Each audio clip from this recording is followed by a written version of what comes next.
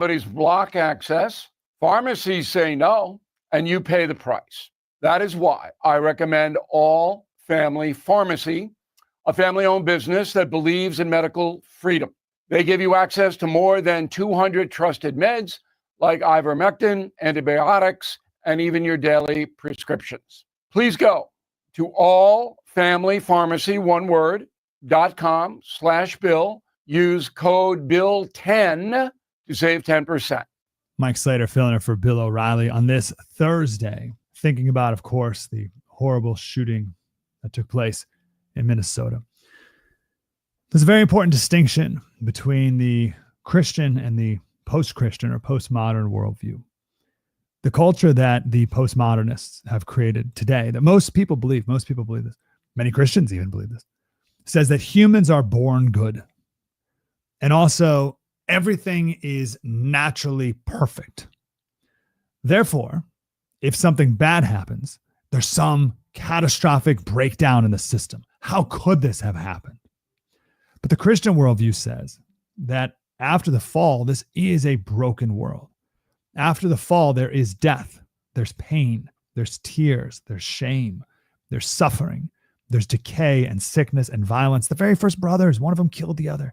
There's sin and brokenness. That is the separation from God, is the natural state of things. Therefore, if anything ever good happens, praise God, I can't believe a good thing happened.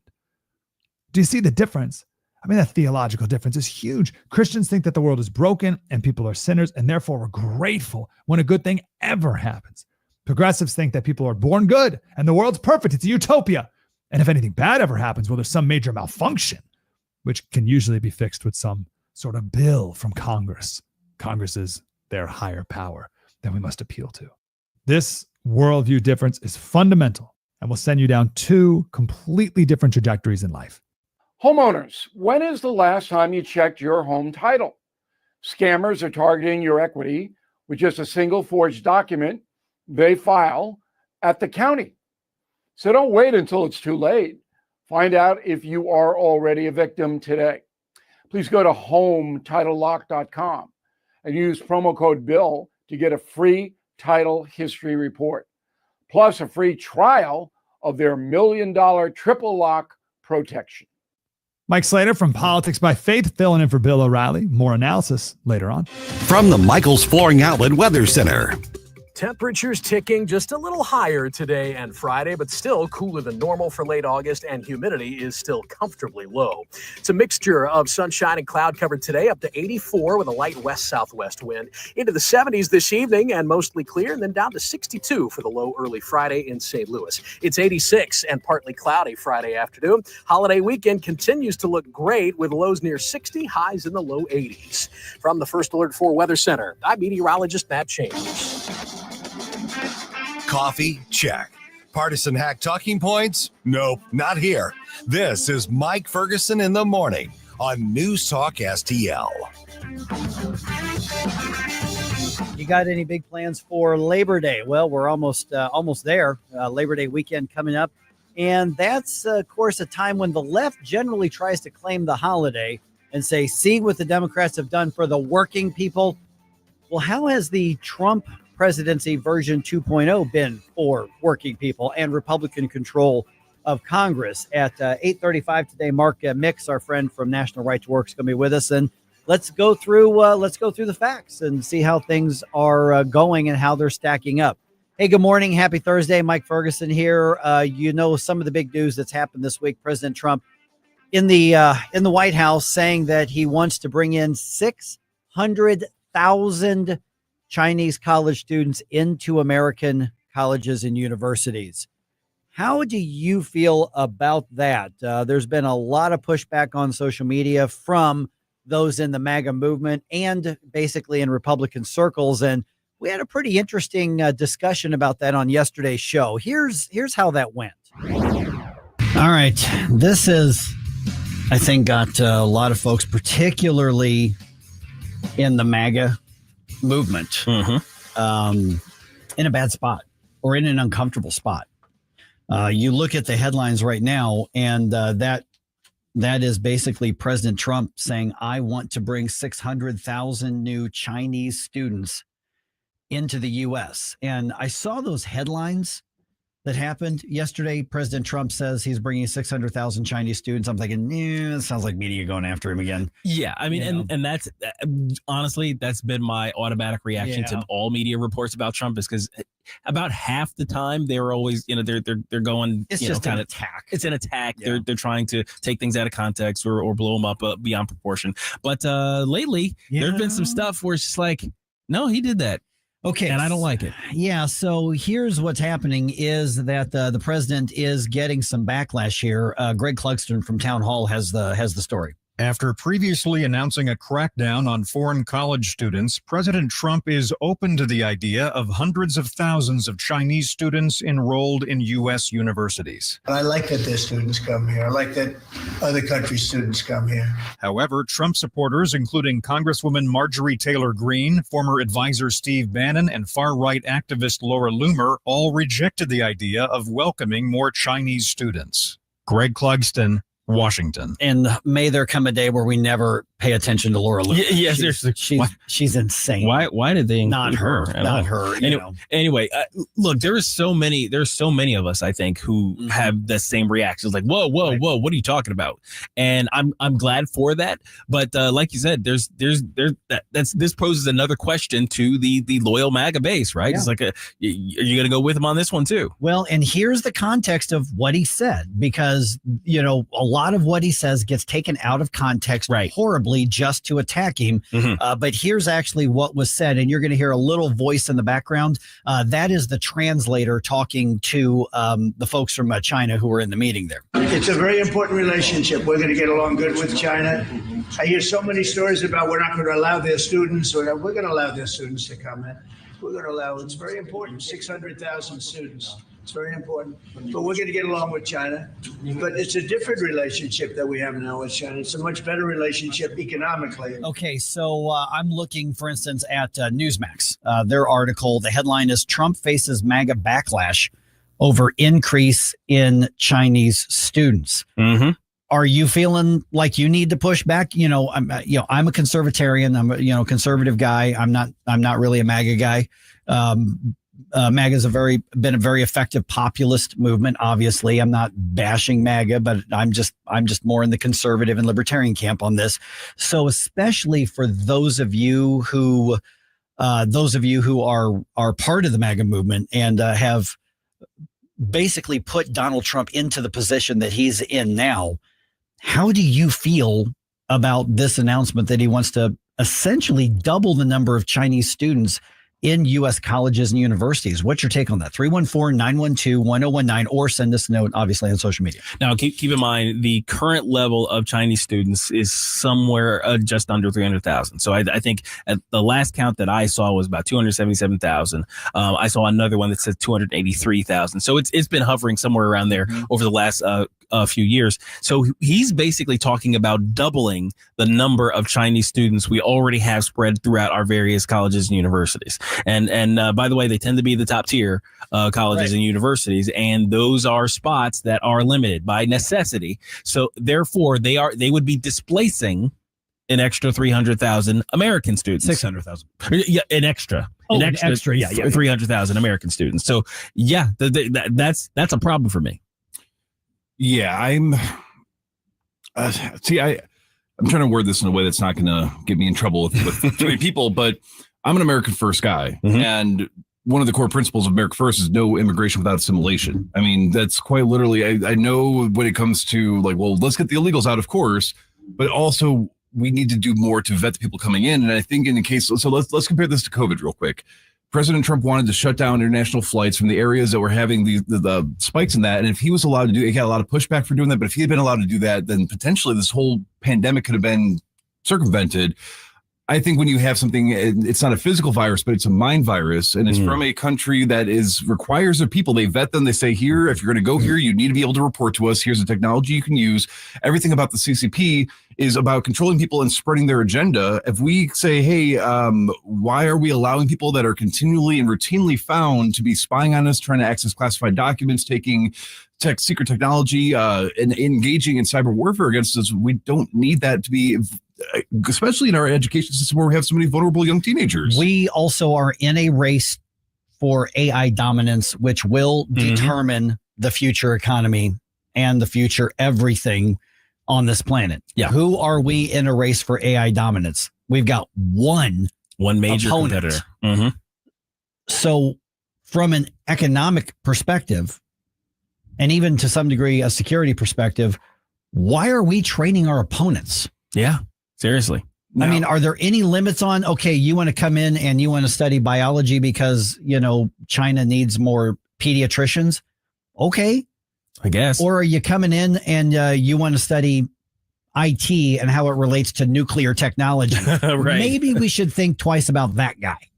Now, if it was reversed and these were not students, but rather professors, 600,000 Chinese professors in whatever related field were coming here to teach, would that then change maybe the dynamic a little bit? Because then it would be more that we are gaining information and we're benefiting in some way of what or would that just be as bad because of my biggest concern is not that the Chinese, it's the CCP link and the way that the CCP controls and dominates the people. Yes. Absolutely. There's no question that the people who come through America from China are on some level controlled by the CCP. Definitely. Look, you can make the case that, oh, well, no, my neighbor over here, he's definitely like, he speaks against the government. All this is great. You found one. He doesn't speak against the government when he's holding his phone. Right. And he may say that in the front yard when he's not holding his phone. That's the other half of it too. So it's like, look, I do not make this out to be a racial thing. This is very much a geopolitical thing. In the same way, it was a geopolitical thing when it's Russians. Just because it's a white guy, he looks like every other white guy. If he comes from Mother Russia and Soviet Russia back in the 1980s, we're not treating him the same as somebody who was coming out of England to study abroad. And we should not be treating anybody coming out of China in America the same as somebody coming out of a friendly nation. Even though we did win over Ivan Drago. That's true. Did win him over heart to heart. That's true. It was Rocky who did it. You're right. You're right. Everybody agreed. Actually, that entire crowd they ended up on Rocky's side. If I can change and you can change, we can all change. Everybody can change. Okay, so that's not how the CCP works. So it just sounds like we need to get Rocky at the airport where they're arriving at, just to challenge them all one-on-one. There you go. Get them into changing their mind, right? Yeah. What would the Chinese version of Ivan Drago be named? Like, it's like, what would he look like? I'm going to ask AI to make the Chinese version. What was the movie? The guy in Kickboxer. What about the guy in Kickboxer? Who was that guy? Oh, the bad guy. I mean, he looked like. He was one of the most badass villains. Oh, he was throughout all the 80s, basically. Yeah. If you needed it, he was a great villain. He was a great villain. That guy. Yeah. He would be the Chinese version. That's the Chinese version of it. Yeah, exactly. Yeah. But look, all that to say this: we need to treat China like an adversary the same way as we treated Soviet Russia. Right. And look, we're going more, and I mentioned this before, we beat Russia with the stick more so, the economic stick more so than the carrot. And we're treating China with the economic carrot more so than the stick, but I think we need to increase our level of stick. and we need to vet the carrot a little more. So here's the question that I'm going to put out, for everybody, obviously, social media, the Rumble chat box, Facebook comments, anything like that. How do you feel? Because there have been some MAGA personalities on social media who have used words like, I feel betrayed, I feel punked, etc. Others are saying, let's wait and see. Others always go to he's doing 10D chess or what, that sort of thing. How do you feel about that, especially if you're part of the MAGA movement? I'm just really curious, and I'll be reading your comments to see what you think about that. All right, as always, love to know what your take is on that. Like I said in that discussion, give me your thoughts on that, especially on social media. I'm really interested to hear whether or not you're on board with this, you think the president's doing the right thing, or if you think he's making a mistake, or as some people have said, that they honestly feel sort of betrayed. I don't know if that's right or not. So let me know what you think. This is 101.9 and 94.1 News Talk STL. If you have a phone, you have a radio. Wherever I'm at, home, car, wherever. Download the all-new News Talk STL app. If you have a phone, you have a radio. Just a convenience on the phone. Streaming live on the mobile app. Love the new app. And listen anytime, Everywhere. anywhere. Hey, Jamie Allman here for my good friend Harry Parker and the ultimate seafood dining experience at Gulf Shores, GulfShoresRestaurantandGrill.com. Gulf Shores offering a unique dining experience with a vast, mouth-watering menu of all of your favorite delicious dishes, something for everyone's taste or palate. 3 convenient locations, Edwardville, Creve Coeur, and St. Peter's. Dine in, carry out. They've got a food truck, too.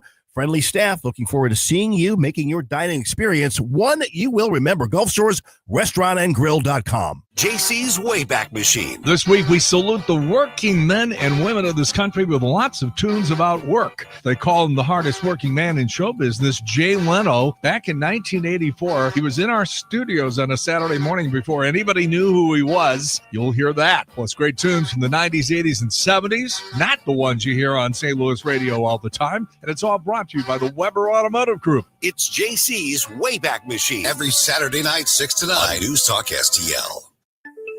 The Herzog Tomorrow Foundation provides private school tuition scholarships through Missouri's new Most Scholars program to cover the cost of accessible, high-quality schooling.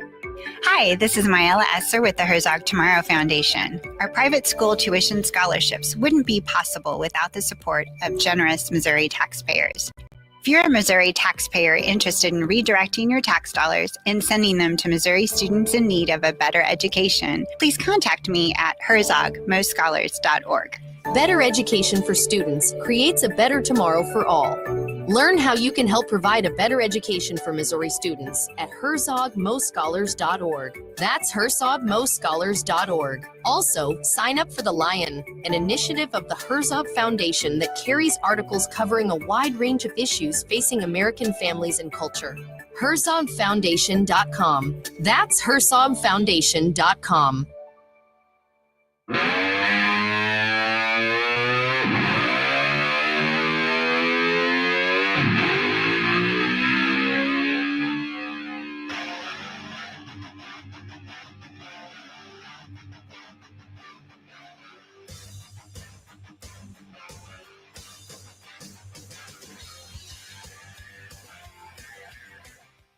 Get up, St. Louis. It's Mike Ferguson in the morning. All right, this is another day of wrestling with horrible news around the country here, and it just so happens that it was in Minneapolis.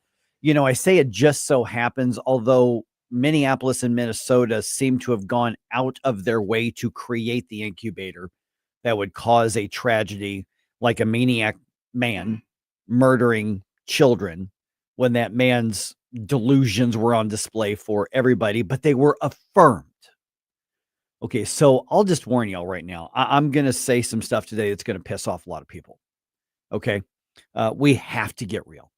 We have to get honest about this. We cannot continue to try to soften our approach and find compromise and find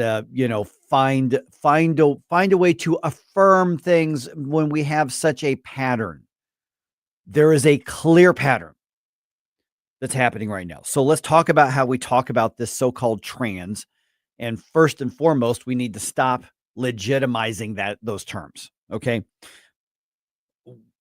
We do not care about people if we are not willing to offend those who demand affirmation of a dangerous mental illness. So I can worry about being nice and maximizing my audience and reaching across the aisle and reaching across the ideological spectrum, or I can say everybody across the ideological spectrum is absolutely welcome to be part of this conversation on my show, but understand we're going to talk bluntly and honestly about it, because that's not what the left wants to do right now. And then when you pull the receipts of the leftists, this isn't a gotcha moment, and I've got the receipts, which we're going to play later today. That's not to be gotcha. Look, we're right, you're wrong. I'm not spiking the football on the left using the bodies of dead children. But if you're really serious about stopping what happened in Minneapolis, like what happened in Nashville and other instances as well, then you have to be honest about what's behind this violence, this murderous violence. 5:50 right now. I'm Mike Ferguson. Normally we try to ease into things, Jerome, but the whole country is reeling right now. And we keep saying, how could this happen again? And so there are people, pundits on both sides that are rushing right to their talking points, and it's happening on our side too. The left obviously is trying to run this all about guns. Jacob Fry, who's the mayor of Minneapolis, who's just a complete and utter jerk. He did the whole your thoughts and prayers don't mean anything. Look, they were in a church and they were praying when this happened, and he tries to direct it towards guns. And right now, even the left can't get the left to go there. Senator Chris Murphy was on CNN saying, we used to have a president who cared about lives, and we got the gun bill passed, but the Republicans wouldn't let it. Now we have so he wants to try to make it about the president and Congress because they won't violate the Second Amendment. But here's what's going on. There's no compromise to be found on some aspects of this at this point. We cannot leave adults alone to live their life if they want, which is my default position. You're a grown-up, live your life however you want. I will fight for your right to live your life any way you want, even if I disagree, even if I think you're making a harmful choice to yourself. That's my default position in life. I don't care how you live your life. Well, I care, but I don't want government stopping you. Yeah. I don't mind societal shame stopping you. I don't mind cultural, and community repercussions stopping you. That to me is just a free market of ideas. But there's a pattern of young, gender insane adults killing people. We're talking in their late teens and early 20s and mid 20s. And this is part of that pattern. We've got a pattern now of this happening and targeting people specifically. The left rushes to immunize them from criticism of what's obviously mental illness and a dangerous mental illness. And the left wants to immunize them. You can't talk about that. You can't criticize that. We have to affirm it. You hate people if you don't affirm this, but the affirmation is resulting in blood in the pews of churches when children were worshiping and practicing their faith. So you tell me who's hateful. What's happening right now? We're seeing this unfold again and again. And again, I don't want to be just another one of those guys who rushes to the aha, gotcha. Let me look at my talking points and defeat you in your talking points because I'm a talk show host. But what we're seeing over and over and over and over again, and we're seeing it right now, is the default position of the people on the other side, on the far left.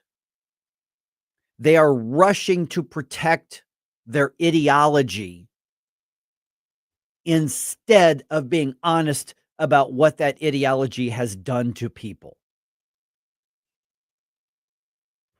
How long are we going to let this go before we say having momentum? Because the momentum's on our side. People are realizing how insane this is.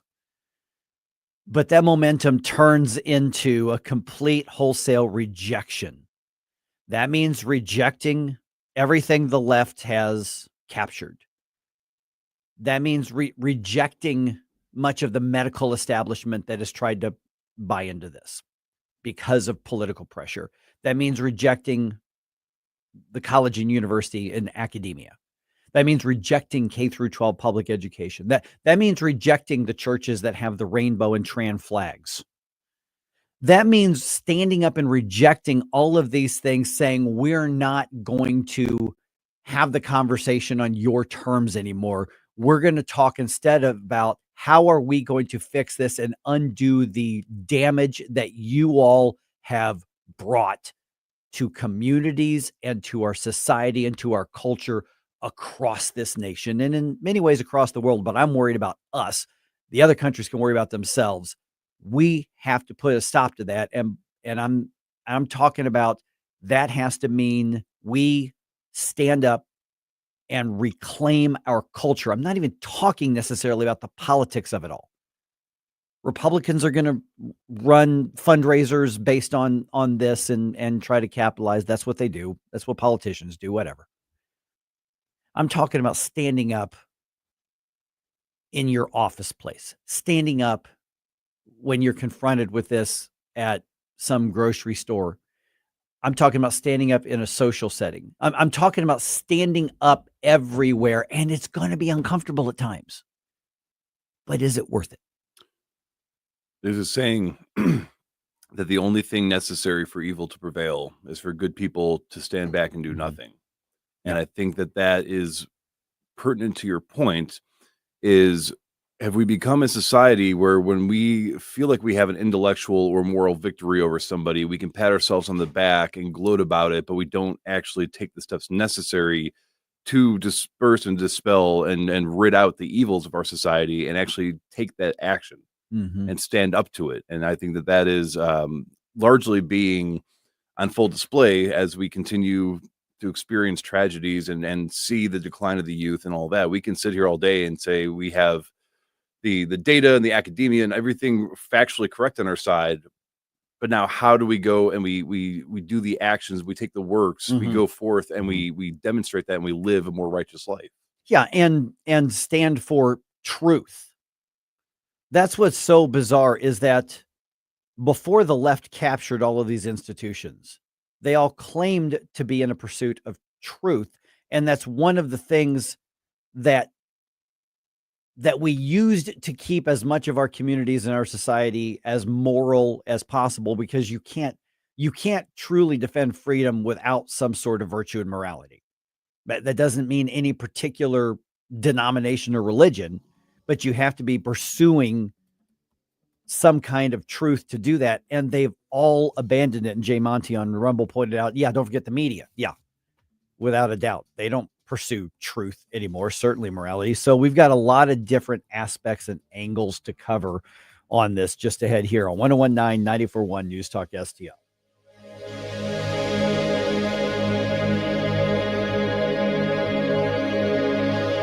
Springtime in St. Louis, and if you hate to paint, do what your neighbor Mr. Rob Miller from Harvesttown Auto Body in St. Peters did. He called Rhino Shield. Rob, what was the thought process for going with Rhino Shield as a business owner? My family's business is over 10,000 square feet, and it did not have the curb appeal I wanted. Rob, tell everyone how the experience was with Rhino Shield from start to finish. The process that I liked was when you came out, you gave me all of these options that would fit my building. Our building was really faded. I don't want to have to paint my building again.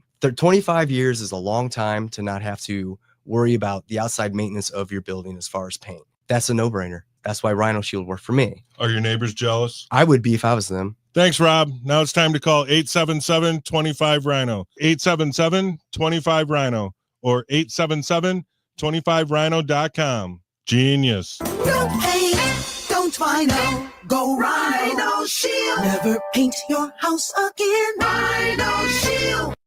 Beat the summer heat with Johnson Heating and Cooling, your trusted local family business. We specialize in residential air conditioning service, furnace and AC replacement, new construction, finished basements, room additions, and energy-efficient geothermal systems. At Johnson Heating and Cooling, our motto is simple. We treat our customers like we want to be treated, with complete transparency and honesty. Call 636-332-4141. That's 636-332-4141.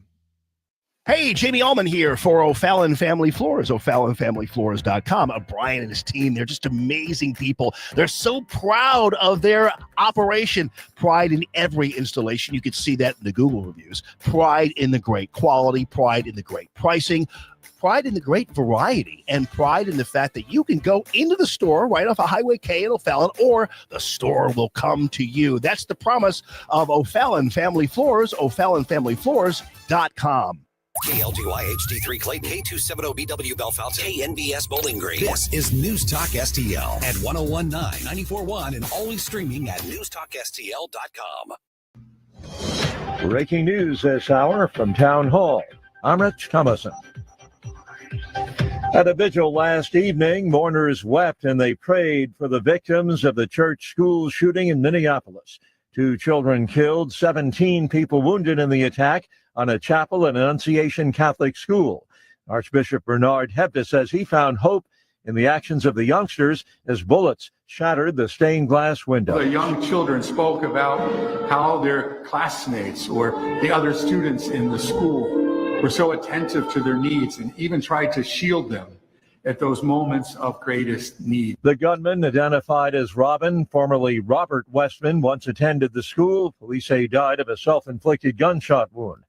Washington Mayor Muriel Bowser says carjackings in D.C. have plunged 87% since President Trump's crackdown on crime was launched. How's that crackdown being received by the public? A poll from the Associated Press Nork Center for Public Affairs Research shows 81% of Americans see crime as a major problem in large cities. Slightly more than half of U.S. adults say they approve of the president's handling of crime. But the poll shows there is less public support for federal takeovers of local police departments. Trump has deployed the National Guard to the District of Columbia and has threatened to expand that model to other cities across the country. The poll also shows Trump's overall approval rating has increased to 45% now. Mike Hemp in Washington. At least 14 people killed in a massive Russian missile and drone strike on Kiev, Ukraine. The CDC director, Dr. Susan Menarez, has been fired less than a month after her Senate confirmation. The White House says she wasn't aligned with the president's agenda and refused to resign. Now futures up 42 points. More on these stories, townhall.com. $5,000. That's the average amount of money people in the U.S. are now spending on gas in a year. $5,000. That's crazy. If you drive, you have to download Upside, the free app that gives you cash back every time you get gas. That's right. You can earn real cash back with Upside just by buying the gas you're already buying. You can literally start earning cash back today. I use Upside every time I fill up, and I've already made around $300. You're putting gas in your car anyway. Why not get real cash back? If you like free money, download Upside. I'm saving the cash I earn from using Upside to help pay for a vacation later this year. Download the free Upside app now to earn cash back every time you buy gas. Use promo code WEALTH25 to get an extra 25 cents per gallon on your first tank. You can cash out anytime right to your bank, PayPal, or a gift card for Amazon and other brands. Just download the free Upside app and use promo code WEALTH25 for a 25 cents per gallon bonus on your first tank. That's code WEALTH25 for a 25 cents per gallon bonus. From the Michael's Flooring Outlet Weather Center. Temperatures ticking just a little higher today and Friday, but still cooler than normal for late August, and humidity is still comfortably low. It's a mixture of sunshine and cloud cover today, up to 84 with a light west-southwest wind. Into the 70s this evening and mostly clear, and then down to 62 for the low early Friday in St. Louis. It's 86 and partly cloudy Friday afternoon. Holiday weekend continues to look great with lows near 60, highs in the low 80s. From the First Alert 4 Weather Center, I'm meteorologist Matt Chambers. This hour of News Talk STL brought to you by Chris Cooper and Serenity Wealth Management. Discover little-known strategies that could be the difference between choosing the care you deserve or having someone else decide it for you. Get a free copy of Chris's book at serenityltc.com. Tony Colombo here for Gutter Pros, your all-in-one gutter service team that brings years of experience and quality that's affordable right to your doorstep. We discovered Gutter Pros a few years ago when we bought our home and inherited a gutter issue that was on the road to becoming a potentially big problem, but thanks to Gutter Pros was stopped before causing any major damage. They've also repaired the siding on our home because along with gutter repair, gutter installation, and leaf protection, the Gutter Pros are also the best for siding repair and installation. Learn about all the ways Gutter Pros can help your home at gutterpros.com. Yo, this is Vic. Vic for Vets is proudly honoring our veterans. Every Wednesday at 11:05, you'll hear about that day's honoree and their incredible service to our country. Hi, it's Ken. You want to nominate a veteran? Send their name, service information, and story to me, Ken, at NewsTalkSTL.com. Brought to you by Heroes Care, Alamo Military Collectibles, and Monocle's Pizza. Together, let's celebrate the heroes in our community. Vic for Vets, where honor meets gratitude. News, analysis, opinion. Part of this was a Hillary Clinton plan, but part of it was an FBI plan to be an accelerant. Essentially, a years-long coup that was launched against President Trump. 101.9 and 94.1 News Talk STL. Mike Ferguson.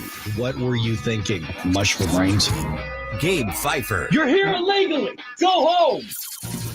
Get up! Get up! Can't you hear the alarm? Get up, St. Louis. It is our time now to stand up and preserve this nation. Mike Ferguson in the morning on News Talk STL. Get up! Get up! This is your cousin. All right, let's get real about the latest in a pattern of violence. Yeah. And it's a pattern now. It is a pattern. You cannot deny that this is a pattern. There are multiple patterns around, so if somebody goes, well, what about this pattern? Okay, there are other patterns, but we have a pattern here. This time, this is a pattern targeting children in a Catholic school by a man whose mental illness was affirmed. Yes. And I'm not trying to crack a joke on that. No, that's the reality of Right. the situation we're talking about. Yeah. Also, left-wing activists are trying to stop the new Amendment 3 from even getting to the ballot in Missouri. I'll give you the update on that. And the era of temp tags in Missouri is coming to an end. It is 6:06. Let's go ahead and do a news dump. Successful dump. Wake up, America. It all worked out. They got all the news. The morning news dump.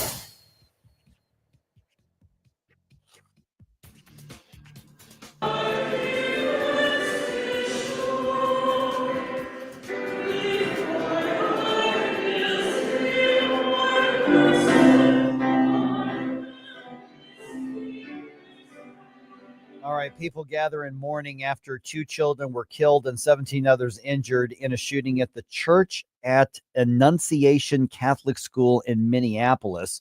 The shooter being identified as, the legal name actually appears is Robin Westman, but that's Robert Westman. It is a man trying to live as a woman. FBI Director Kash Patel announcing on X that the agency is investigating the incident as a hate crime targeting Catholics and an act of domestic terrorism. I mean, that's fine, but I don't know what's going to matter. The shooter took the coward's way out, but it was clearly full of hatred.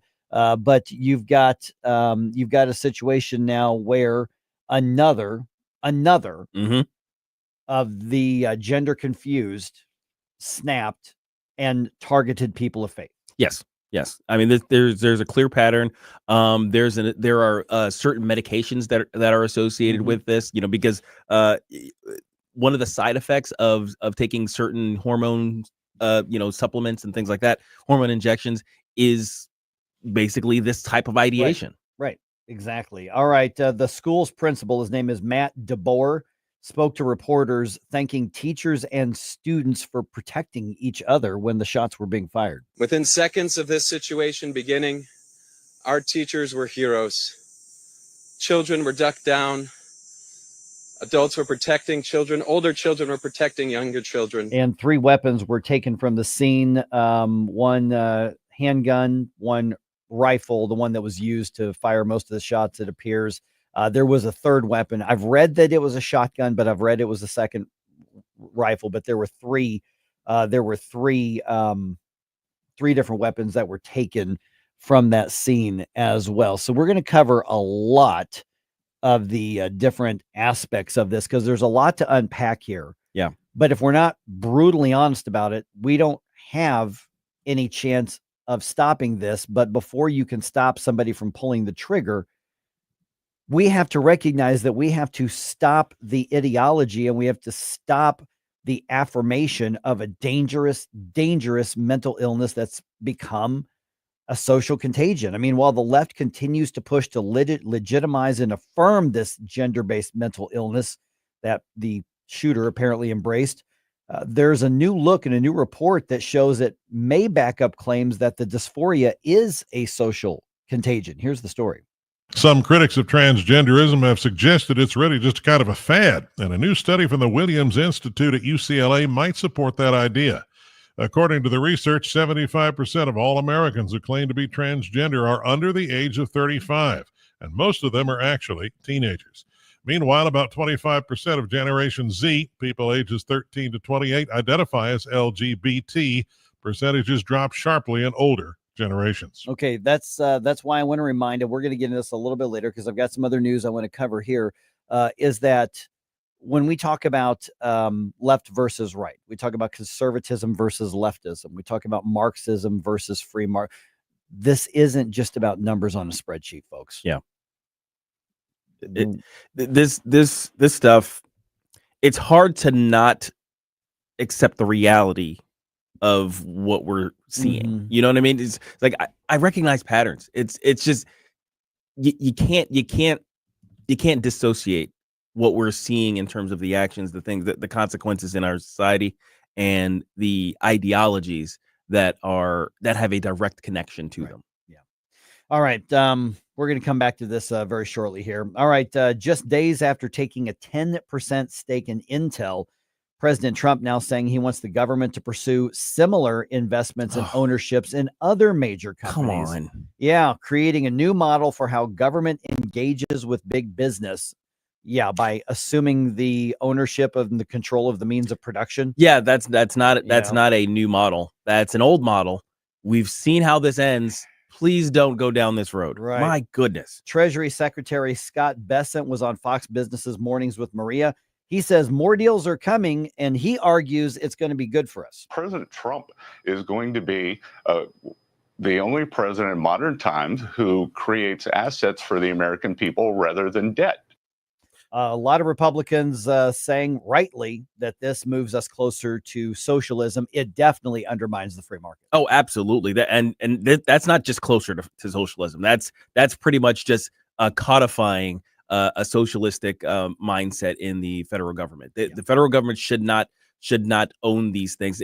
Look, I understand that if he was running a very large business organization like he's used to, these types of moves would make sense. It's like, of course, it would probably be a good business move. Of course, as a big business, you want to have a diversified portfolio of assets, but that's not how the federal government is supposed to operate. Right. Precisely. Yeah. So more of this is coming, apparently. All right. President Trump's opponents, you've heard the arguments. He's a dictator. That sort of thing. Obviously, President Trump's like, I'm not a dictator, people. But he's also claiming essentially ultimate authority earlier this week. Check this out. This is an interesting story. At this week's cabinet meeting, the president declared that he has unlimited executive power. I would have the right to do anything I want to do. I'm the president of the United States. But in the same meeting, he insisted that his anti-crime efforts don't make him a dictator. So a lot of people say, if that's the case, I'd rather have a dictator. But I'm not a dictator. I just know how to stop crime. Donald Trump has pushed the boundaries of presidential power during his second term through nearly 200 executive orders. Greg Clugston, Washington. Okay. Yeah. Look, the boundaries of executive power have been being pushed since the founding. You know what I mean? Various presidents have done all kinds of things with their executive power that I think have gone out of bounds. I mean, you talk about Andrew Jackson for one. Oh, yeah. You're like way back. And even in recent years, the use of executive orders has obviously exploded, but it didn't start with Donald Trump. So the idea that he's pushing the envelope, particularly, in modern times, I think that's absolutely overblown. I do think there are some places where he's overstepping, like this, doubt, yeah. The NVIDIA thing, or Intel, I'm sorry, Intel. I keep thinking of NVIDIA because they're about to go up really high. Yep. But those things, obviously, I think, and we've discussed them, I think those go out of bounds. The idea of sending a National Guard into various cities that did not request them, I think goes out of bounds. Look, there are, every president has proposed or has done something to go out of bounds of, I think, what is constitutional executive authority. So making Donald Trump some unique figure in that regard, I think is a little overblown. But we certainly need to speak out against when he does, though. That's why we have to have those checks and balances renewed. Yes. And we need Congress to safeguard its part of this. Be jealous for your power. Be jealous of your power. Have some of the courts gone overboard? Yeah. Oh, yeah. But they're all there by design to put checks on each other. The whole design was to limit anybody from exceeding their power. Right. And thereby protect us as the individuals. It still bugs me when I hear the president of the United States say, I can do whatever I want. Yeah. That's absolutely, it's a horrific thing for the president of the United States to say. Yeah. All right. The era of expired temp tags is coming to an end. As of today, Missourians have to pay the sales tax up front when they buy a car. 90-day temp tags no longer being issued. There will be 30 and 60-day temp tags still being issued while the vehicle owner waits for the plates to be sent to them. Right. Eventually, a new registration system is going to allow for tags to be issued at the point of sale. That's likely going to be in place by the end of next year. Oh, wow. So they're just going to have plates on hand. Yeah. Wow. Yep. Okay. Yep. So temp tags themselves, in actuality, are going away. Yes. Wow. Are you okay with this, St. Louis? Yeah. This is a change to our culture. Yeah, this is an affront, an attack on our expired tags culture. All right. The Cardinals lose another one to the last place Pirates at Busch Stadium. Final score was 2-1. Speaking of attacks on our culture. Yep. Former Cardinal Tommy Pham. Remember him? Mm-hmm. Yeah, he drove in both of the Bucks runs in the 6th inning. Oh, okay. Yeah, final game of the series is at 1:15 this afternoon. Miles Michaelis on the mound. The best the Cardinals can get in this is a split in the series. Before you blow us all away. Get up, can't you hear the alarm? Get up, this is your cousin. Is your backyard a battleground every evening? Swatting, itching, kids running back inside? Hey, Tim Jones here. I just found out about a new local company, Mosquito Nix, that can take care of all that and more. They offer permanent automatic mosquito and tick protection, not just fogging, real coverage you don't have to think about. They've helped over 40,000 families nationwide take back their yards with their automatic mosquito control system. Now they're offering a free fogging treatment to introduce themselves to St. Louis families. Call 636-698-1980 now or visit mosquitonix.com. Say goodbye to bug bites this summer. Service area restrictions do apply. Tell them Tim Jones sent you. Ask about their back-to-school special. St. Louis summers don't last forever, but mosquito bites shouldn't either. Call 636-698-1980. Visit mosquitonix.com. That's mosquitonix.com. This is a limited time offer. I'm Dr. TJ, owner of the Institute of Natural Health, co-owner of Optimal Nutraceuticals, and the host of Wellness One. Wellness One is designed to cut through the nonsense and provide you common sense science-based information regarding health and wellness. On the show, we discuss topics like thyroid health, gut health, hormone optimization, and many others. Our show airs Saturdays at 10 a.m. and 2 p.m. and Sundays at 11 a.m. and 3 p.m. right here on NewsTalkSTL. And you can visit us at inhstl.com. That's inhstl.com. We are making Missouri pro-life again. Mike Ferguson from The Morning Show here. Join me and Missouri Right to Life Monday, September 8th at the St. Charles Convention Center as we defend life in the Show Me State. Laura Trump is the evening's featured speaker, so you don't want to miss that. Reserve your spot at mrlbanquet.com. Tickets are $100 and support Missouri Right to Life's fight for the unborn. That's mrlbanquet.com, and I hope to see you there. This hour of Mike Ferguson in the Morning is brought to you by Stifel. Request a portfolio review from your Stifel financial advisor at stifel.com. That's STIFEL.com.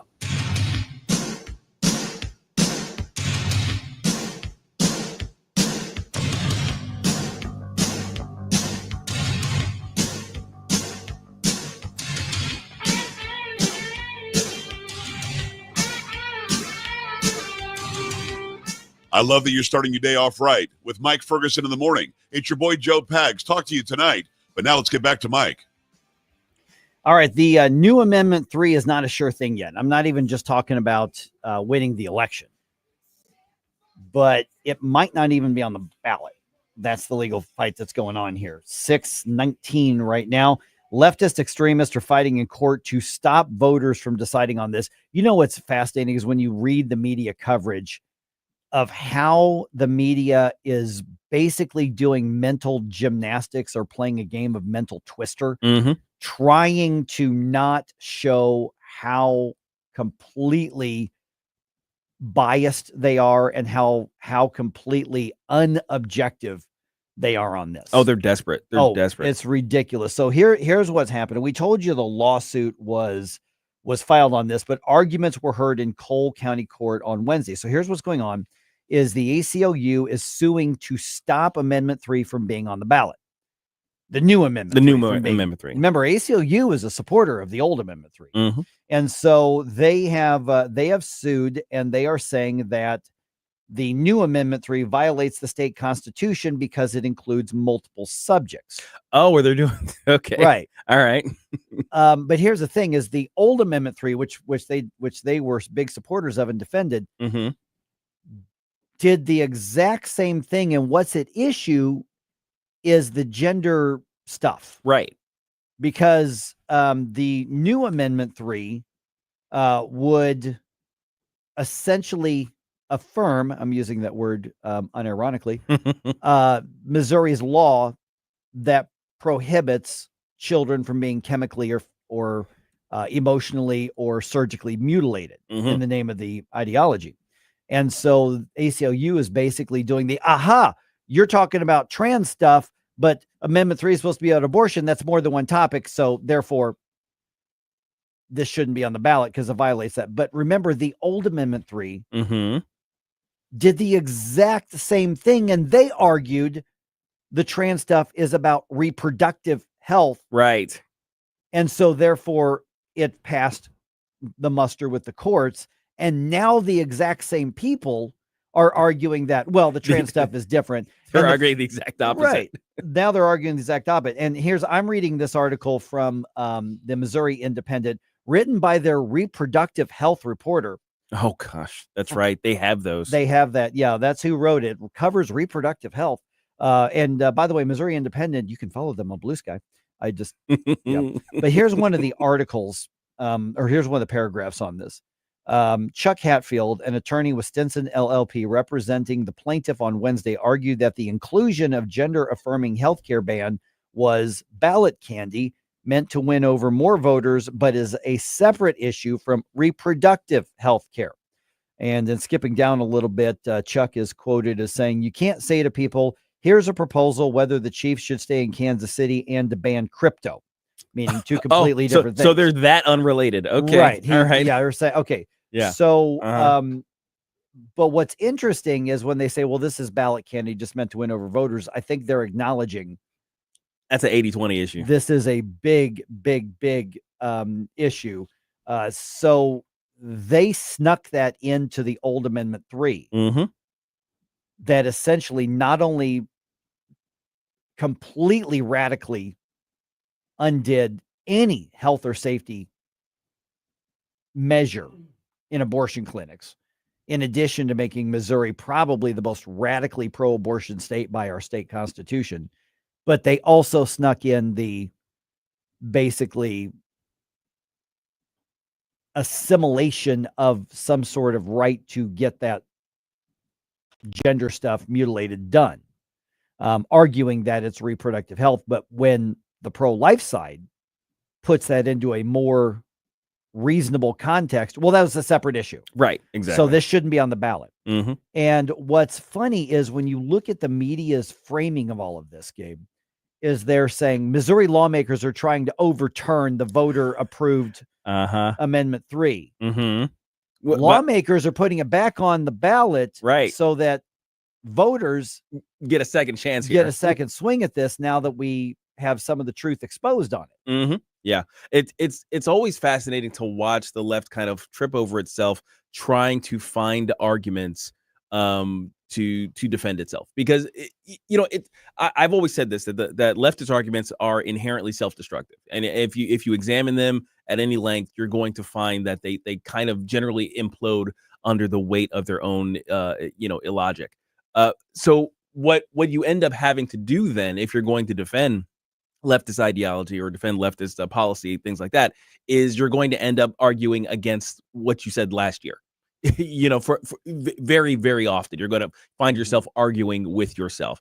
And this is one of those instances. So the leftist said transgenderism is covered under reproductive health. It is a reproductive concept, which I think, I mean, on at bottom, that's actually kind of true. Right. It is. Yeah, it is because you are eliminating the ability to reproduce. Yes, necessarily. So it's like when you're addressing people's genitalia and their hormone levels, that directly affects their ability to procreate. So then when the shoe's on the other foot and the legislation is going away they don't like, now they have to argue against it. And it's such a I don't understand how leftists can kind of sleep soundly at night given the mental gymnastics they have to perform on a regular basis. Yeah, so I don't know when the ruling's going to come on this, and regardless of what the ruling is, it's going to be appealed.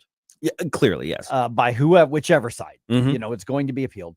Likely then through whatever appellate court in the state, because this is Cole County Court, and then whatever the ruling is on that, it's going to be appealed again, and then it's going to end up before the Missouri Supreme Court, not the U.S. Missouri Supreme Court.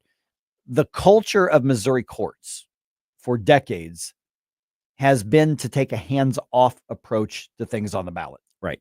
They don't really there are times that they have actually left stuff on the ballot that should not have been on the ballot. But they really do not like messing with stuff that people are voting on. Yeah.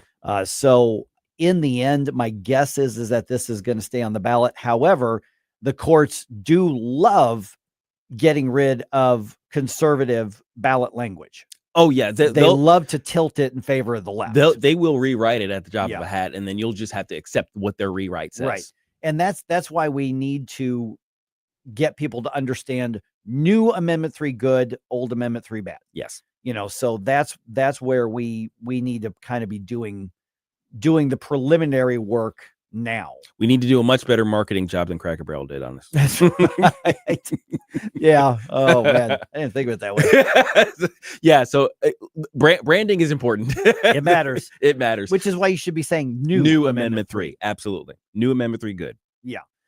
So that's where that is on, on the ballot, on the measure.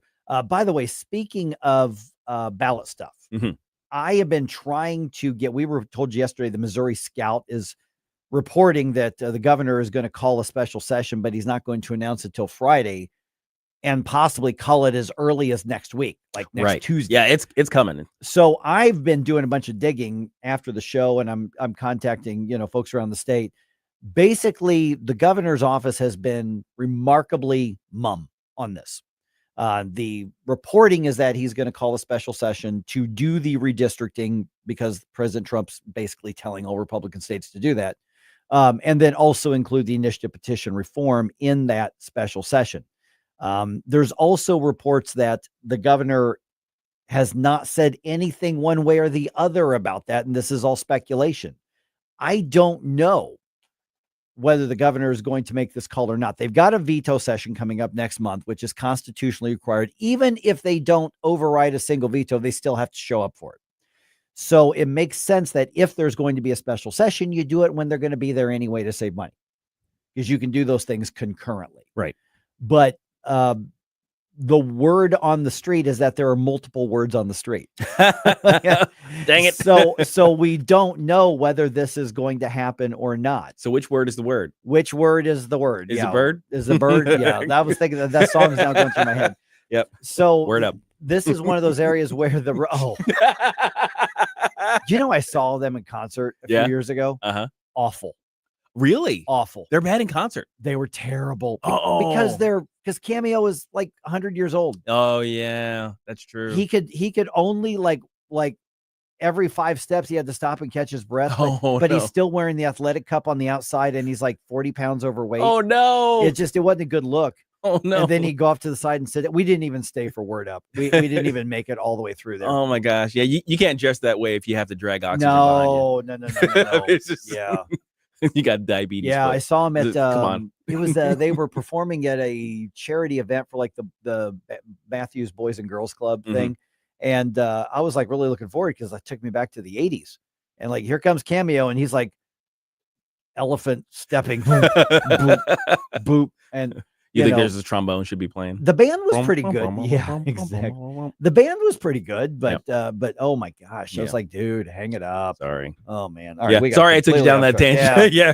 But look, we've got another, and this is terrible news, right? Yeah, I mean, about the whole we shooting. we just have to step up and be brutally honest. We have to be blunt about this. This is another case of so-called trans violence against people of faith. Let's get up to date on what we know about the gunman at 6:35.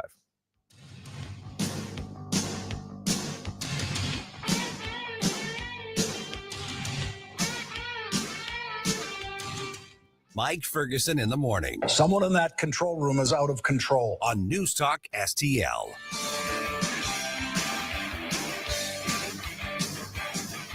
From the Michaels Flooring Outlet Weather Center.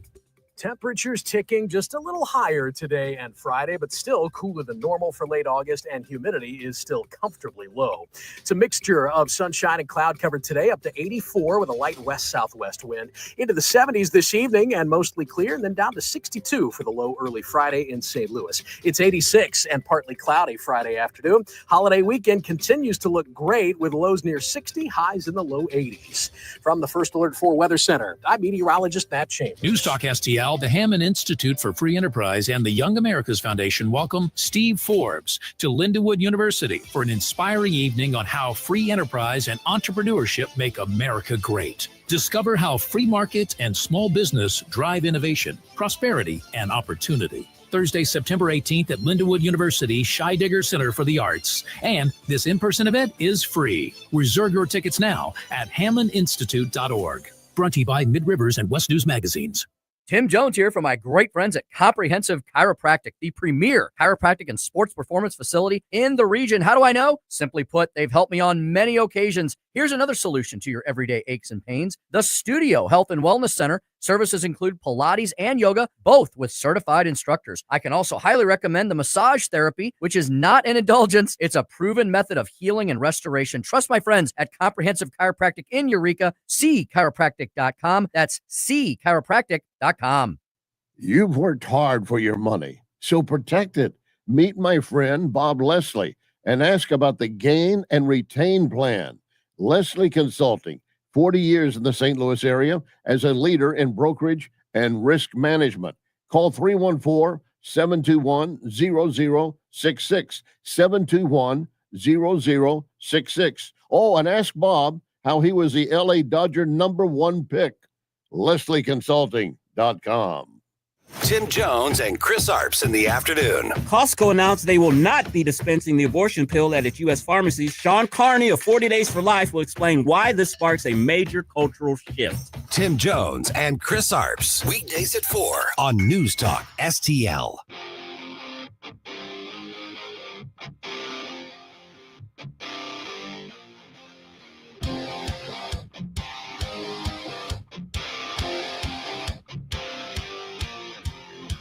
The secret side of me, I never let you see. I keep it caged, but I can't control it.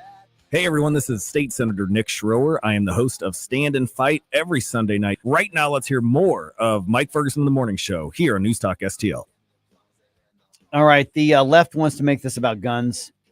Again, I don't see that this is getting legs for them this time. They're even the media is being forced into not leading with that. Yeah. I mean, and I think so many people in the middle are going, no, you can't do that this time. Yeah. We're seeing a pattern here. Yeah, absolutely. The pattern is clear. Yeah. The left just cannot escape what really is the main issue here. The aggressive push to legitimize, to normalize, to affirm, and to celebrate a dangerous insanity. Yeah. I mean, look, when you decide that various forms of mental disorder are just interesting ways to live, you've already lost the plot. Mhm. You know, you've already created a situation that is inherently dangerous. Yeah. And I mean, is anybody surprised to any significant degree that the people who are confused about their own identity are prone to this? Right. Or I'll say it this way, that the people who have become the most violent and destructive tend to lean this way, tend to have this as in common. Yeah, because they have chosen to disassociate from any sort of reality and morality. Right. So let's talk about what we know about the shooter. Apparently the legal name is Robin. Right. So he had it changed. He changed his name was 2019, I think. 2020. Yeah. Robert, January of 2020. Robert Westman changed his name to Robin because he wanted to be a girl. Right. Started growing his hair out. The whole thing. So here's the thing. He was 17 when his name was changed. So his mother Mm-hmm. signed off on this and affirmed it. Right. So right then and there, Mm-hmm. you have apparently a mother who was indulging this insanity. Mm-hmm. And that means that to some degree she's got blood on her hands. I think so. I think we got to stop coddling the parents who are just like, no, I just want to support my kid. Like, this isn't doing it. Yeah. The petition in 2020, or I'm sorry, I think the petition was filed in 2019. It was granted in 2020. Yeah. The petition says that Robert Westman, and I'm quoting here, identifies as a female and wants her name to reflect that identification. Okay. Now there was a lot of videos that this guy was putting up on YouTube. YouTube has taken those down. Mm-hmm. Now that's pretty standard. As bad as YouTube is, Mm-hmm. we've been thrown off a bunch of times on them. When you have a mass murderer, that's pretty standard practice. All social media platforms are going to yank it down. Right. However, before they were yanked down, the videos were saved by a number of people. Oh, sure. Yeah. As well. So need to collect evidence. What you've got here, and you can find the videos, is the fact that this guy was putting out on the internet that he planned to hurt people. Right. So I think a lot of times what the left wants to do, what academia wants to do, what media wants to do, is they want to try to separate out. Well, yeah, clearly he was crazy, but that's not because he was trans. Yeah, they want to parse it out. They want to say, well, listen, those are two completely different things. You're trying to conflate them. No, we're not conflating them. We're pointing out that they are the same thing. Yes. You cannot now, and I have no idea. Let me be clear. I do not know if he was on any hormones. I don't know if he was on any chemicals. True. I have no idea. Yeah. I don't know if he was or not. Thank you for that clarification. Right. But either way, when you are not just indulging, but affirming and encouraging this level of delusion, and then at some point when you get into altering the bodies, you are altering the chemicals in the brain as well. Yes. Those things are connected. These actions are wholly predictable. And we need to start asserting that we understand the truth on this, because what the left does not want any part of is the truth. Yeah.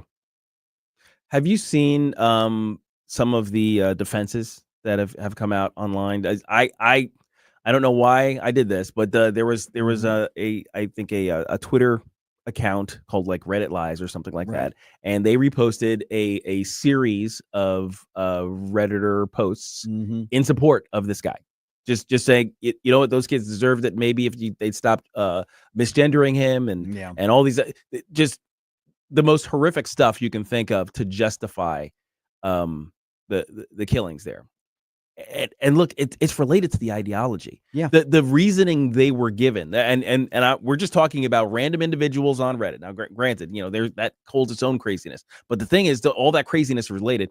They would cite things like the children dying in Gaza. They would cite misgendering. They would cite what do they call the trans genocide that's being attempted against them. They would say, well, if the government is turning against you, you have a right to do this kind of thing. Attack children in a Catholic church. Yes, yes, and they would justify it within their ideology. The ideologies are related. It feels like we're having the same conversation that we used to have about Islamic violence. Yeah, it really does.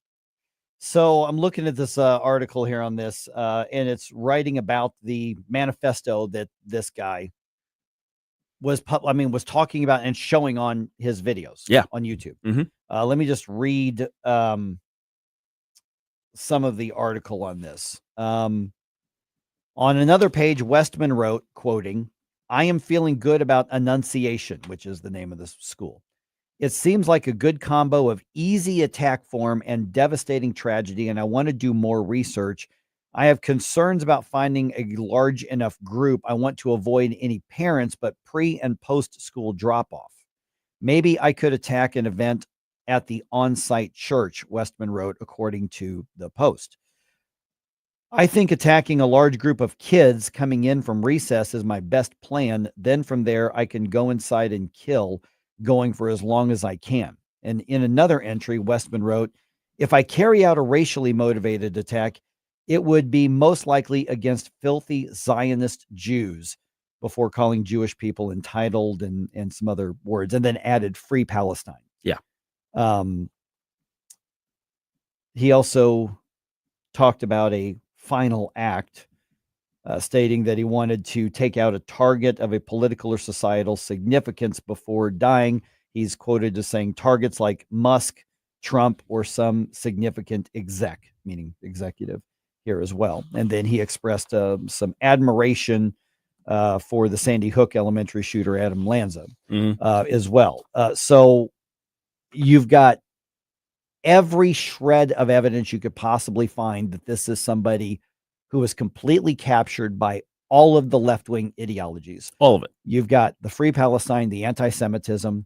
You've got the obviously the so-called gender trans stuff like this. But you have anti-religious. You've got the poster boy here for what far left fringe radical leftist thinking creates, and it creates monsters like this guy. Absolutely. Yeah. And it's how do you argue it? How do you say, well, no, I think this is an aberration. You know, let's kind of compare some of the radical type of things that go on, you know, like, because there are a lot of leftists who will say, well, there are radicals on the right, you know, and there are, well, there are radicals who identify as right. I'll say it that way. Because the thing is, those of us on the right who believe in limited government and believe in, you know, we have religious convictions and things like that. If you search those religious convictions, that belief in small government, it's not going to lead one to say, okay, I want a fascist takeover of all the things. That actually is diametrically opposed. If you are a Christian and you say, well, or you identify as Christian, I'll say, and then you say, well, I want to go and blow up well, no, that's diametrically opposed to the ideology.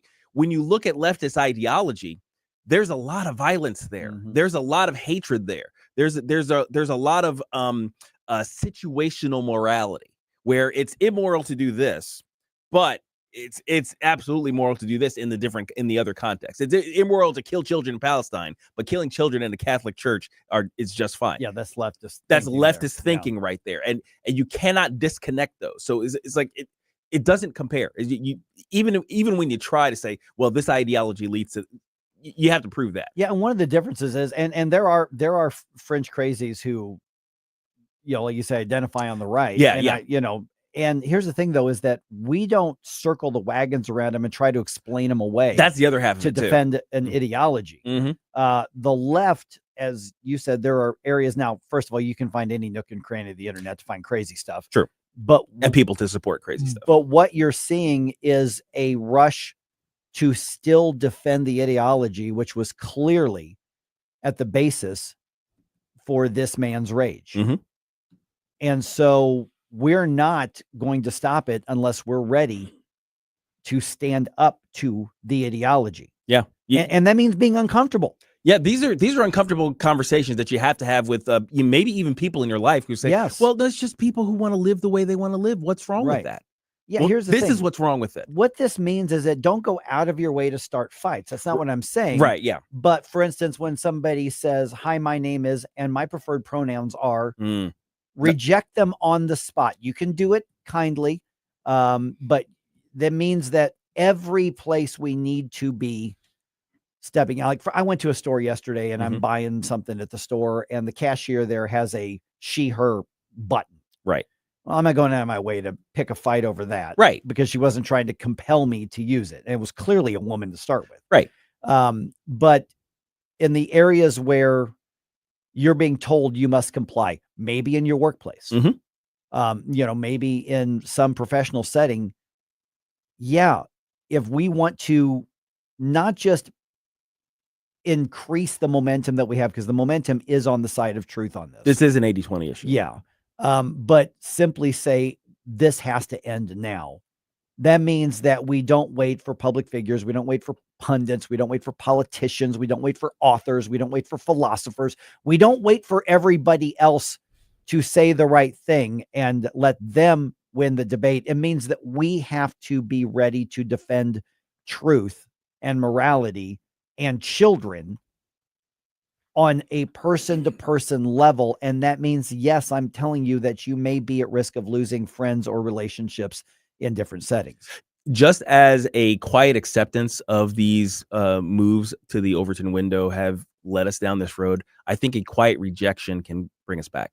But now by quiet, I mean it's soft spoken. It's not you're not fist in the air. You're not pushing people. You're not doing that. But when somebody says, "Oh, and what are your pronouns?" Like, no, I don't do that. Yeah, exactly. Precisely. I don't play that game. I don't do. Yeah, that's a great response to it. Also, I saw a video it was at Disney, and there was like one of the Disney stores, and there was a man in a dress is like, I'm the princess's assistant. You take your kid by the hand right in front and say, no, we're not doing this. You're not going to be around my child. Right. And you explain to your kid that was a man in a dress. You avoid those. Right. There's something very wrong. Let's hope he gets the help that he needs. Yep. But we need to put the focus on this is a dangerous mental illness, and it is a social contagion. And this is one of those times where, for some reason, and I hope that this ends up being an aberration in our history, that we have had so many foundational institutions of our nation demand an acceptance and encourage a dangerous mental illness. May someday we look back and look at this era the same way that we look back at the era of lobotomies. Yeah, absolutely. Now, if you want to take that segment that we just had and forward it to a friend of yours, maybe to some of your conservative friends, to kind of get them to stand up and fight and do the do, you can do that using the NewsTalkSTL app, where you can have access to the podcast. And that's, by podcast, we mean the live broadcast, which you can listen to, because if you have a phone, you have radio. And also, all of the old podcasts are available there, too, that you can forward them. It connects right to your social media and whatnot. There's all kinds of cool features on that app. So be sure to check out the NewsTalkSTL app and wherever you get your apps. Girls.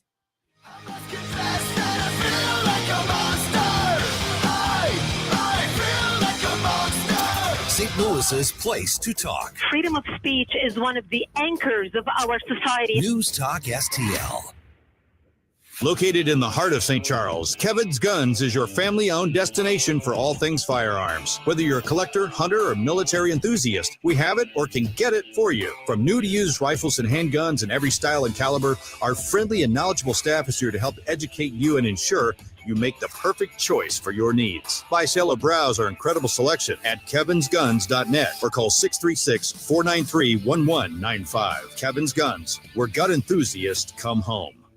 Hey, folks, the Clayton Sleep Institute and my friend Dr. Ojal back supporting free common sense conservative radio. ClaytonSleep.com, treating the full range of adult and pediatric sleep disorders from sleep apnea to insomnia, restless leg syndrome, periodic limb movement, and narcolepsy. What an awesome place. New comfy setting for the sleep lab.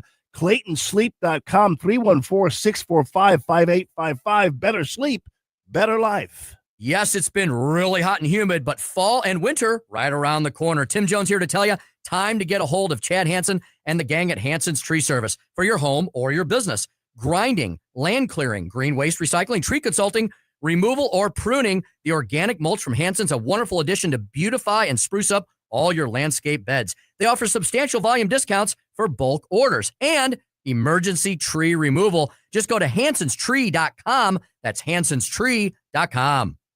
Dude, this house is perfect. Crumbs everywhere, sticky counters. I've already texted the colonies. Sweet, I'll bring my 500 cousins. This'll be the biggest ant rager of the summer. Let's party! Wait, oh, what's that sound? Oh, no, it's those trucks with the green wheels. Party's over, man. Party's over. This is Derek, the owner of All Solutions Pest Control. We'd love to help you out. Give us a call today for a free estimate at 636-486-7888. If a pest-free home is your goal, call All Solutions Pest Control. This hour of Mike Ferguson in the Morning is brought to you by Stifel. Request a portfolio review from your Stifel financial advisor at stifel.com. That's STIFEL.com.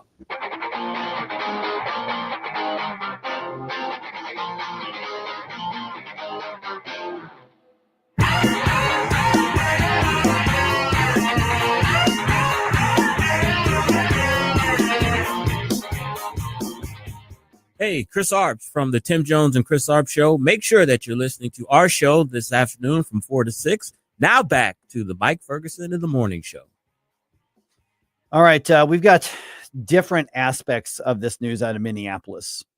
And you guys know that I don't focus a lot on, the violent, what used to be called spot news in the business. Yeah, I mean the if it bleeds, it leads stuff. Yeah, we don't like that stuff. I was in generally speaking. I was in network news when that was the era. If it bleeds, it leads. Now I've worked in newsrooms when that happened, and so that's not really what we do here. But this is so much bigger than even the precious lives that were taken on there, because it could have been prevented.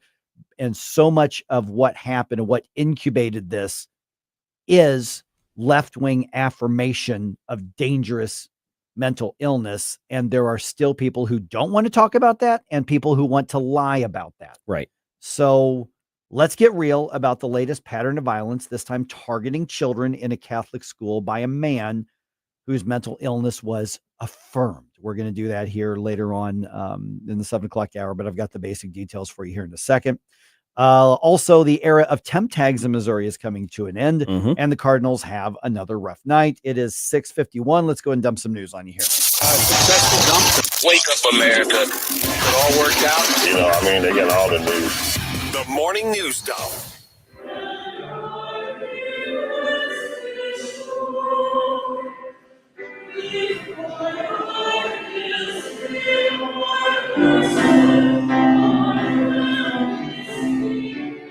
That is from people gathering in mourning after 2 children were killed and 17 others injured in a shooting at the church at Annunciation Catholic School in Minneapolis. The shooter, identified as Robin Westman, who is formerly Robert Westman. He legally changed his name in 2020.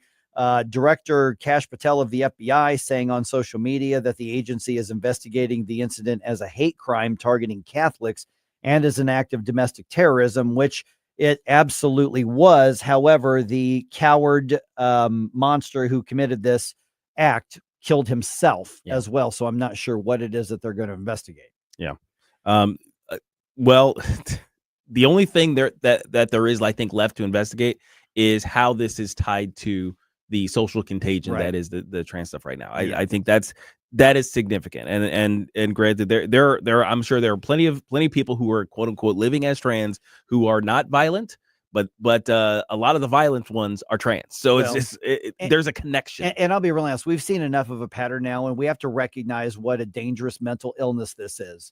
I don't think you can assume that any man who's walking around saying, "No, I'm a woman," you need to understand that that person who's that delusional is at risk of being dangerous. Right. Every single one. And we need to get very real about that. And if that offends you, well, I'm sorry.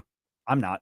I mean, if that offends you, that's a you problem, because I'm talking about the truth here. All right. The school's principal, Matt DeBoer, spoke to reporters, and he actually was thanking teachers and even students who instinctively tried to protect each other. Within seconds of this situation beginning, our teachers were heroes. Children were ducked down. Adults were protecting children. Older children were protecting younger children. And 3 weapons were taken from the scene here. Okay, so while the left continues its push to legitimize and affirm this gender-based mental illness that the shooter obviously embraced, there's a new look at it, and it may back up claims that the dysphoria is a social contagion. Here's the story. Some critics of transgenderism have suggested it's really just kind of a fad, and a new study from the Williams Institute at UCLA might support that idea. According to the research, 75% of all Americans who claim to be transgender are under the age of 35, and most of them are actually teenagers. Meanwhile, about 25% of Generation Z, people ages 13 to 28, identify as LGBT. Percentages drop sharply in older generations. All right, we're going to look more deeply into this right around 7:35 here. All right, just days after taking a 10% stake in Intel, President Trump saying the government now wants to pursue buying up investments in other major private companies, creating a new model for how government engages with big business. That engagement would be assuming the means of production. I don't want to say seizing, but buying is still controlling the means of production by government, which, by the way, has a terrible history worldwide. Yeah, I was going to say it's not a new model for government, involvement in business. That's an old model, and it's a bad model. It's a lemon. I'll say that it's a lemon. When you get it, it's like, oh, this is great and new and shiny. Look at all the cool features. No, that car is not only going to break down, it's going to drive you to a gulag.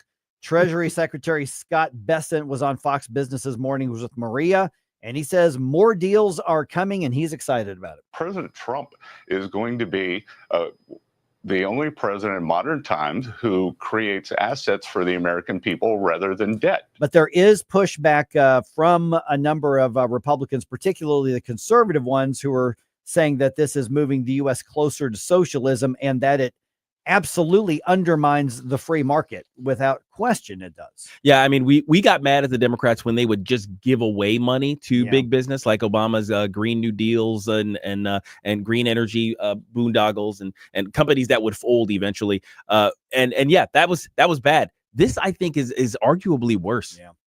All right, the era of expired temp tags is coming to an end. As of today, Missourians have to pay the sales tax up front when they buy a car. 90-day temp tags no longer being issued as of today. 30 and 60-day temp tags are still being issued because the vehicle owners got to wait on the plates to be sent to them. Eventually, a new registration system is going to allow for tags to be issued at the point of sale. That's likely going to be in place by the end of next year. Okay, as of today, Missouri employers are no longer required to give paid time off to all workers. Voters approved that in 2024 by passing Proposition A. Lawmakers repealed that in this year's session, and today is the day it actually becomes effective. Okay, will the new Amendment 3 be on the ballot at all? Arguments were heard in Cole County Court on Wednesday in the ACLU's effort to stop voters from deciding the issue in 2026. The left-wing activist group argues that the new Amendment 3 violates the state's requirement that proposed laws and amendments only address one issue at a time. So they're basically reversing course on the gender dysphoria stuff that they included in the old Amendment 3, but they don't want the same approach taken in the new Amendment 3. Right. Yeah, it's so silly. All right, the Cardinals lose another one to the last place Pirates at Busch. Final score was 2-1. Former Cardinal Tommy Pham drove in both of the Bucs runs in the 6th inning. Final game of that series is at 1:15 this afternoon. Miles Michaelis going to be starting on the mound for this one. The Cardinals, the best they can get is a 2-2 split in that series. Jamie Allman here, tossing and turning over retirement worries. You're not alone. 3 out of 4 Americans share your concern about having enough saved. But here's the thing. A comfortable retirement isn't out of reach, even if you're planning for 30 or 40 years ahead. Every day, Jeff Portman from the Gemini Wealth Group helps people avoid the critical mistakes that can derail their retirement. Build your path to financial confidence. Visit GeminiWealthGroup.com or call Jeff directly at 314-888-0123. Securities and advisory services offered through LPL Financial, a registered investment advisor. Member FINRA, SIPC. News Talk STL celebrates. I am a construction worker. I work for the police department. I'm a bartender. I am a nurse. Labor Day 2025. All of America's workers. By paying tribute to the American workforce. Simply the best in the world. Keep up the good work. A reminder from the hardworking folks at The Yard Guy, the Keller Agency, Ruthie's Family Restaurant, and 101.9 and 94.1 News Talk STL. Forget the chit-chat. Get to work. Hey, firearms enthusiast, looking for a family and veteran-owned shop with a wide selection of products and services? Head to DG Firearms, 115 Business Highway 61 North in Bowling Green. DG Firearms has been your one-stop shop for custom ARs, Cerakoting, laser engraving, gunsmithing, suppressors, ammo, and reloading supplies. DG Firearms, 115 Business Highway 61 North in Bowling Green, and online at dgfirearmsllc.com. SR1 Sundays. Hi, this is Elizabeth Kaiser. Be sure and check out my show, Straight Lines, this and every Sunday at 8 p.m., right after Stand and Fight, part of SR1 Sundays. Let's meet right here and let's peel back some layers of this crazy world, and you might be surprised at what we find. Straight Lines with Elizabeth Kaiser on SR1 Sundays at 8 p.m., right here on 101.9, 94.1 News Talk STL. Straight Lines with Elizabeth Kaiser on News Talk STL.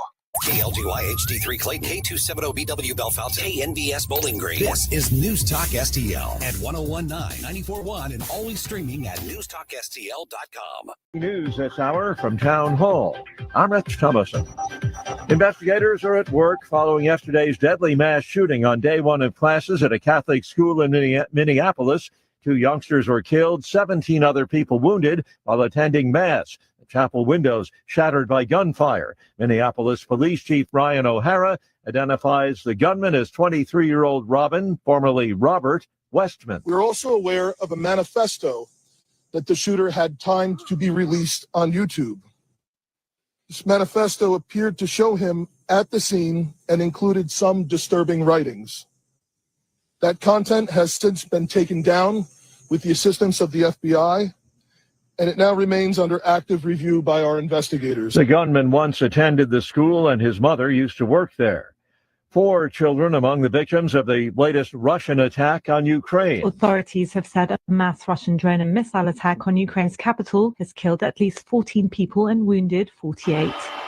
Ukrainian firefighters battled a blaze in Kyiv after the attack early on Thursday. It was the first major Russian combined attack on Kyiv in weeks as US-led peace efforts struggle to gain traction. A Ukrainian official has said Russia launched decoy drones, cruise missiles and ballistic missiles and struck at least 20 locations across 7 districts of Kyiv. This is the first major combined attack on Kyiv since US President Donald Trump met with Russian President Vladimir Putin earlier this month to discuss ending the 3-year war in Ukraine. I'm Karen Shammas. Saying that she was not aligned with the Trump agenda of making America healthy again, the White House says CDC Director Dr. Susan Menarez has been fired. At the same time, several other top CDC officials called it quits. Wall Street Dow futures up 57 points, and NASDAQ futures are down 21. More on these stories at townhall.com. This is Dennis Prager for AmFed Coin and Bullion. There's something about the feel of a gold coin in your hand and the way the light reflects off its intricate details that has always captivated me. Nick Grovich, AmFed's owner, turned that same passion into his livelihood. Nick began collecting coins as a teen, and that interest grew into a nationally respected business offering only the finest quality coins at the most competitive prices. But the truth is that although Nick is a rare coin dealer, he doesn't believe in rare coins. Rare coins do not make sound investments, but they do make dealers a lot of money. See, that's part of what I respect about him. AmFed specializes in buying non-performing numismatic coins and turning them into gold or silver investments that provide liquidity and perform competitively against the market. Whether you're buying or selling, call 800-221-7694. That's 800-221-7694. AmericanFederal.com. From the Michaels Flooring Outlet Weather Center. Temperatures ticking just a little higher today and Friday, but still cooler than normal for late August, and humidity is still comfortably low. It's a mixture of sunshine and cloud cover today, up to 84 with a light west-southwest wind. Into the 70s this evening and mostly clear, and then down to 62 for the low early Friday in St. Louis. It's 86 and partly cloudy Friday afternoon. Holiday weekend continues to look great with lows near 60, highs in the low 80s. From the First Alert 4 Weather Center, I'm meteorologist Matt Chambers. This hour of News Talk STL is brought to you by Rodney and Jen Wallner and the entire Wallner home selling team at Berkshire Hathaway. Call them today at 314-810-SOLD. 314-810-SOLD. For 3 generations, one family has ruled the road in quality asphalt paving. Ruby's King of the Road Hot Mix Asphalt Paving. Family owned and operated. We're your leading authority for driveways, lanes, and parking areas. No project is too small or too large. We cater to both residential and commercial needs with unbeatable quality at just $38 per square yard plus labor. Call 636-295-9949. 636-295-9949. Ruby's King of the Road Hot Mix Asphalt Paving. You save when we pave. Tim Jones here. When life changes, which it does, you need someone you can trust, and that's Todd Sivia. The non-stuffy attorneys at Sivia Law specialize in estate planning and elder law with 7 convenient area locations. 833-995-WILL. 833-995-WILL is how you reach them. CiviaLaw.com. The first 10 people that tell them Tim Jones sent me receive a complimentary $300 strategy session. The non-stuffy attorney lawyers, Civia Law, 833-995-WILL. Mike Ferguson. I don't know how to put this, but I'm kind of a big deal. Gabe Phifer. Extra sugar honey iced tea, baby. Get up, can't you hear the alarm? Get up, St. Louis. So it's time to get out of bed. Pour yourself the greatest cup of Kofifi the world has ever seen. Rise up with one voice, drain the swamp, and take back our country. Today's the day we're going to do it, and it's time to do it right now, believe me. Mike Ferguson in the morning on News Talk STL. Get up, this is your cousin. All right, in less than a year, we are basically going to know who the next executive of St. Charles County is going to be. Yes. We touched on this yesterday a little bit because we covered some of the issues that are happening in St. Charles County because the Republican primary, let's be honest, it's going to decide who the next executive is. It is the election. It is the election in St. Charles County here. And among those candidates is Bill Eigel, former state senator, obviously, who joins us right now. So, Bill, appreciate you being on the program here. So there's a lot of different aspects of what's affecting St. Charles County that I want to cover. You actually spoke at that recent hearing on property tax. So we were covering the issue of the House of Representatives creating the special commission on property tax reform, and they're holding all these field hearings, and they did one in the St. Louis area. You actually spoke at that. What was the message that you delivered, and what is it that you want not only just to go back to the state legislature for reform, but how would that affect St. Charles County? Yeah, absolutely. Good morning, Mike. Thanks for having me. This was an event that was held a couple nights, or I guess late last week.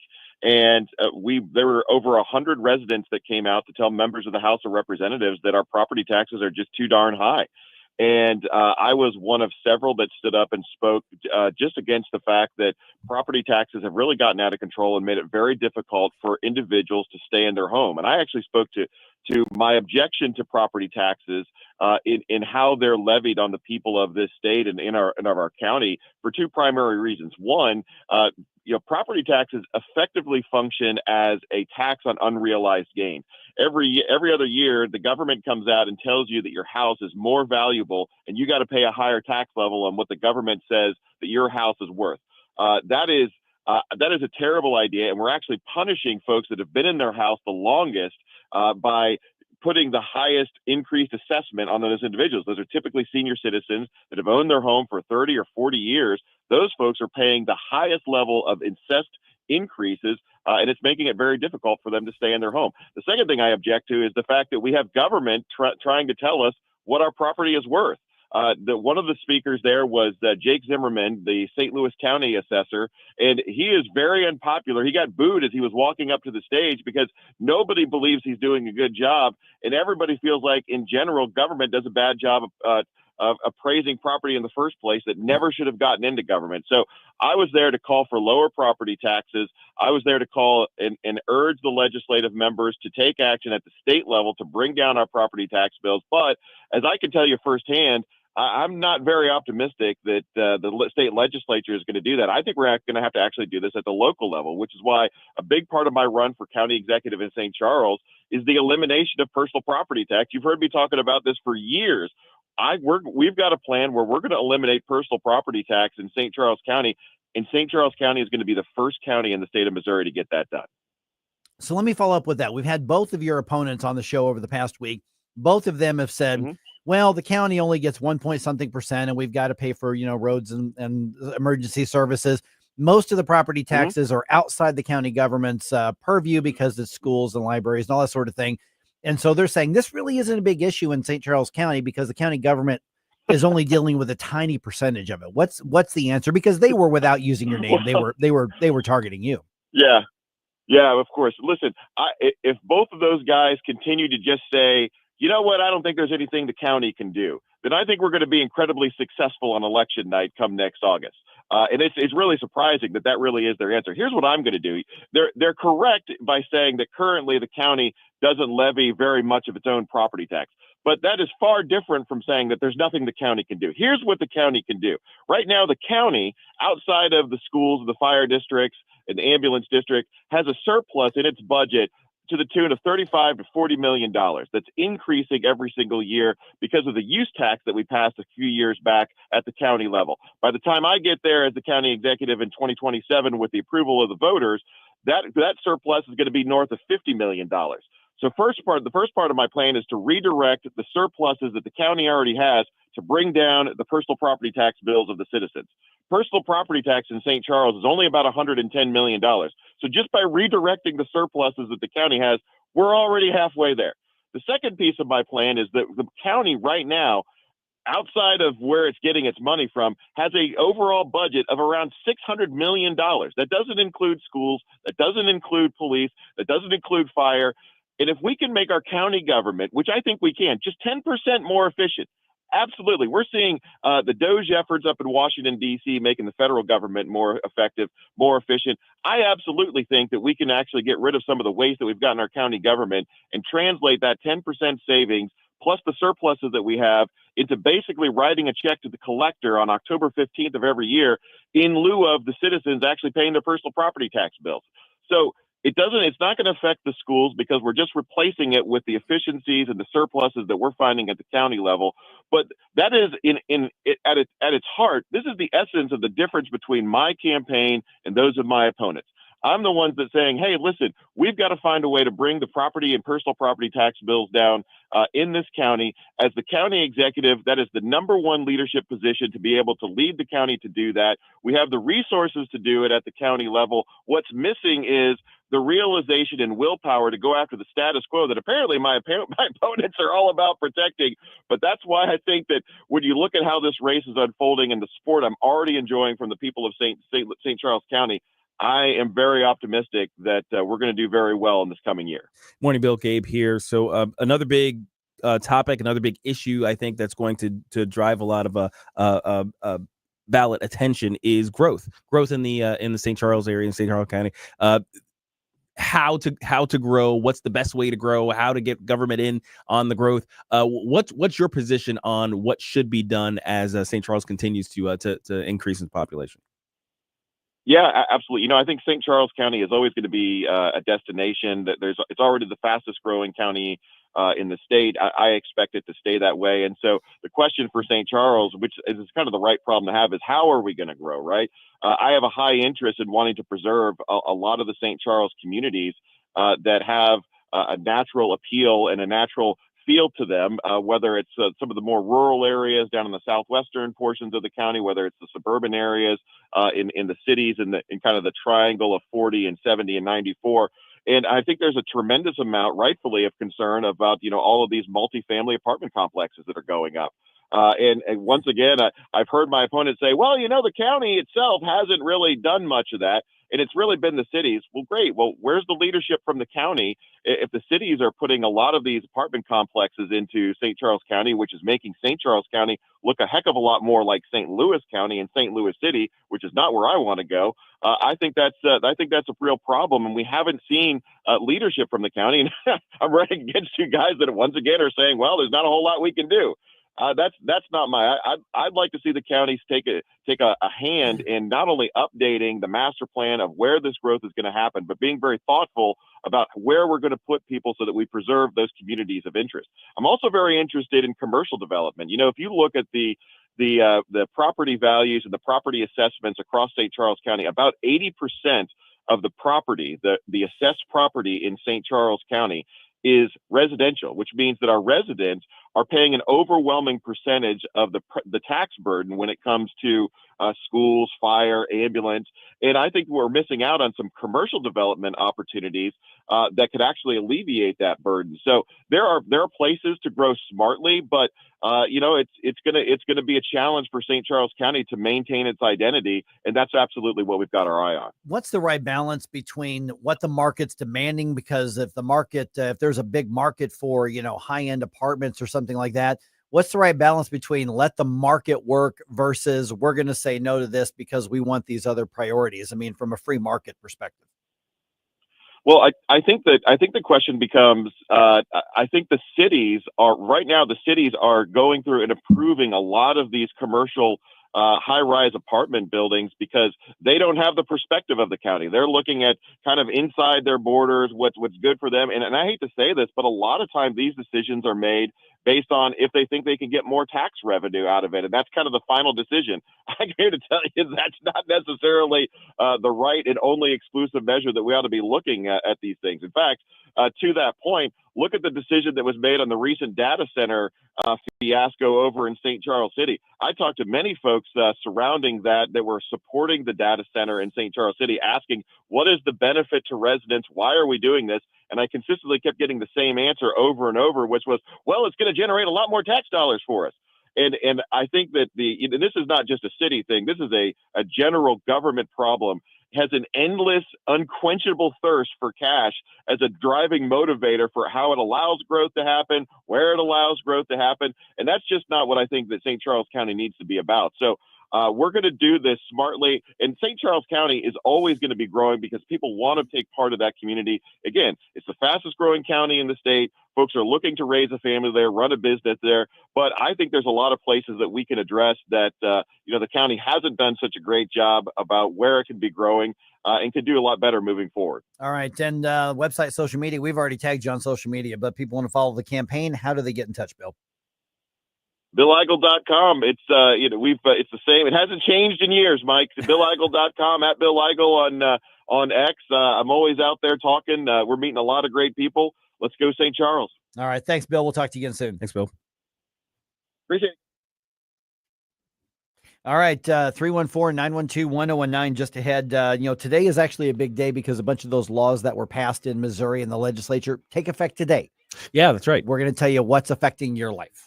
And what can benefit your life is, maybe submitting some 80s bump music requests. Always benefits. Flashback Friday. Again, the theme tomorrow is going to be either the cheesiest, most earworm catchy 80s song or what you think Mike will be annoyed by. So, Jerome at NewsTalkSTL.com.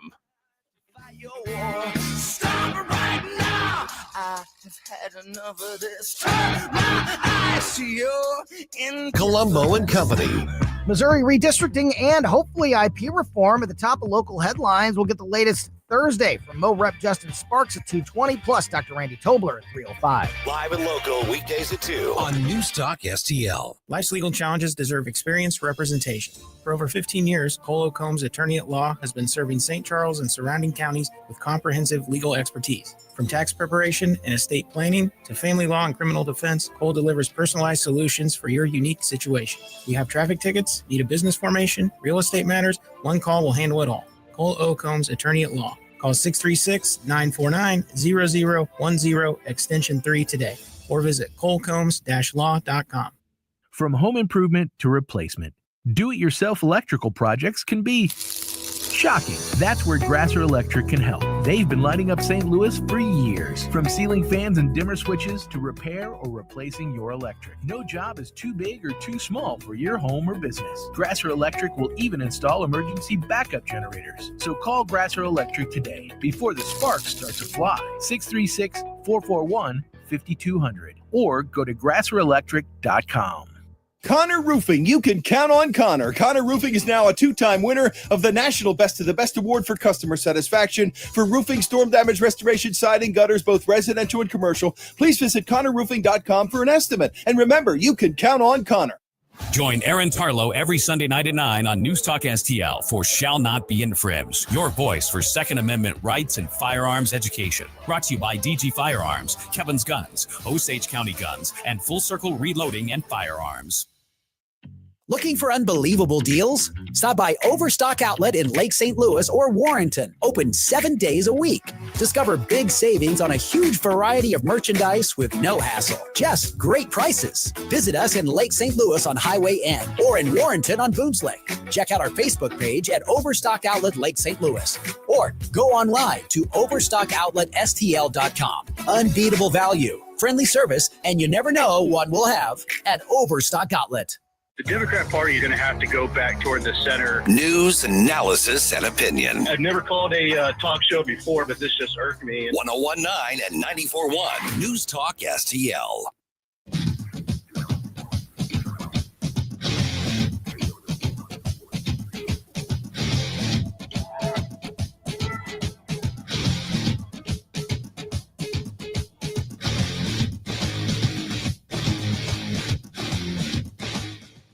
Good morning, St. Louis. Hey, it's Vince from The Vince Show right here on News Talk STL every weeknight at 8. Right now, it's back to Mike Ferguson on 1019 and 94.1 News Talk STL. All right, so today's the day a bunch of new laws go into effect in the Show Me State. Right. Yeah. They were passed in the session, but for whatever reason, they go into effect on August 28th. Yeah. Is that like a normal day? Yeah, for that's them? a normal day for it to go into effect. Okay, August 28th. Yeah, I don't know why. I have Weird. no idea why. Okay. But that's what they go in. So let's do this. Let me go through some of these laws. All right. That went into effect. If you have some thoughts on them too, you can give me a call 314-912-1019 or send us a note on social media here. Some of the big ones. And these were the ones that if you actually participated in some of these off year elections, that these were the ones that you saw on the ballot. Because there's a few others that won't affect a lot of people, but some others I think are just fascinating. Okay, so maybe one of the biggest ones is Proposition A being overturned. Right, that's huge. Right, so that goes into effect today. As of today, employers, including small business employers, almost all of them, they do not have to provide that paid sick time off that was approved with Proposition A, which compelled employers to accrue time off. For every 30 hours of work, the worker would accrue 1 hour of paid time off. Right. And so that is repealed. Right. Now, at this point. Now, here's the other thing, is the law that repealed it does not repeal the increase in the minimum wage in the state. Right. But it caps the growth of it. So before, what was happening is the $15 an hour minimum wage was going into effect, and then that was automatically going to go up in Missouri based on the consumer price index increases. Oh, right. Which is different than inflation. Yeah, it's related, but consumer price index is a lot of what we refer to. We're talking about inflation, but basically the increases in the cost of living would increase the minimum wage, and that's what voters passed. So what happens though is that part's been repealed. So the $15 an hour is just numerically is where it's going to stay. Okay, so unless the federal government increases the minimum wage, then it would go up matching the federal government. Right. Okay. Does that make sense? Is that clear as mud? Yeah, exactly. Yeah. That's fine. Question about the leave time though, because that law was in effect for how long? It was in effect for for the majority of the year. It went into effect, so, I believe, January 1st. So people who've been working 30 hours a week for some of these small businesses, they have accumulated some days, or at least some hours, we'll say. So they've accumulated some hours. Do they get to keep those? That's a really good question. My guess would be probably so. I would think so, because at the time of the law, at the time they accrued it, it was the law. Yeah. And it wasn't like this was struck down as unconstitutional or something. Right. Lawmakers repealed it as of today. Right. So it's not a retroactive repeal. So then the businesses are going to be saddled a little bit with keeping track of these things. Mhm. But I guess from now on, from today forward, there is no more accrual. So they're at the very least, they're going to be relieved of that sort of fiscal logistical pressure. And businesses are free to continue to accrue the time off if they choose to. Oh, sure. But it's now a choice of the business. Right. They were free to start it if they wanted to. They could have done that before. But I guess now that they have the logistics kind of built around it and they know how it works, maybe some businesses might say, hey, this is a good way to attract people. So we'll see what happens. Okay, so another thing is a big tax cut plan that goes into effect today, especially the elimination of capital gains taxes. Okay. In the state. Now, In the you still state. got to pay the federal one. Right. But this includes things like your investments. This includes your real estate. So you buy your house for $100,000. You sell your house for $150,000. Before, you would have to pay a state tax on that $50,000 increase. Now that is not taxable. Right. That's pretty awesome. Yeah. And of course, capital gains also includes, the sale of investments, Yes. and Yep. and investment properties and things like that. Right. So yeah, absolutely. That's going to be a boon to anybody who owns anything. Yep. Okay. Another law that goes into effect as of today. There's one that they're calling it a child welfare law. Basically, two key parts of this here. Okay. The ban on child marriage is now in effect today. Okay. Right. If you are a minor, you are not getting married in the state. You are not getting a marriage license in the state of Missouri. Right. Whereas before, there were conditions where a minor could get a marriage license and actually get married in the authority vested in somebody by the state of Missouri. Right. Now, does this?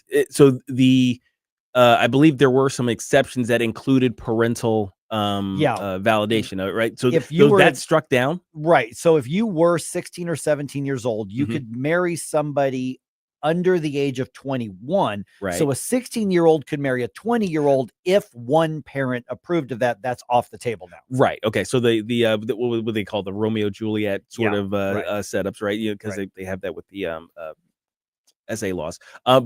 So Romeo Juliet marriages could have taken place if the underage high school potential sophomores was, could have married college juniors with a parent's permission. with a parent's permission, right? But that's gone. That's been gone. struck down That's by struck this down. law. If you're not 18, you're not getting a license now. I wonder how many shotgun weddings were just canceled because of this. Yeah. I mean, Yeah. Well, that was some of them. I mean, absolutely. Daddy, that was the some law of them. just changed. Yeah, Dang it. precisely. Told you to schedule it earlier. Also, now here's another aspect Sorry. of this. Sorry. I don't know why their accent was that way, but it just was. Yeah. Now, you talked about the sexual abuse cases. Yes. The sexual assault cases. Mhm. So the other part of this law is that non-disclosure agreements in childhood sexual abuse cases, those are now void and illegal. Okay. All right. Yeah. Right. So and this is an important aspect to a lot of background check type of issues and things like that. Understanding who you're getting when you hire somebody is some of these SA situations were allowed to be hidden With these non-disclosure. with the non-disclosure agreements, which were usually associated with like what the churches. Yeah, churches. A lot things of churches, churches. a lot of churches covered up sexual abuse, and then they would come to settlements and pay out. But a non-disclosure agreement was part of that deal. Those non-disclosure agreements by law are now void. Right. Yep. And that's retroactive, right? Yeah. So if an NDA existed, based on your a settlement that you had agreed to, that's gone now. The aggrieved parties can talk about it. Correct. And also, this also is going to, not only churches are having a problem. There's a problem with this in public schools too. Oh, huge! So this is huge problem. This is one of the shields of protection of the K through 12 system that's now out the window. That now they're going to have to face the music if they get caught. Yeah, I mean, considering just the sheer size of the public school system nationwide, the prevalence of this it dwarfs any church, even the Catholic Church at large. Their problem with this kind of thing is dwarfed by the one going on in public schools, and we don't know about it because of these sorts of settlements and NDAs. So hopefully, people are going to get wise to it. Now, here's an interesting one. Going into effect today is that gold and silver is now legal currency in Missouri. Oh, okay. Yeah. So this is interesting. So I can break out my doubloons. Yeah. So All right. that means that you can now pay for whatever you want, groceries, fuel, shirts, whatever, with gold or silver.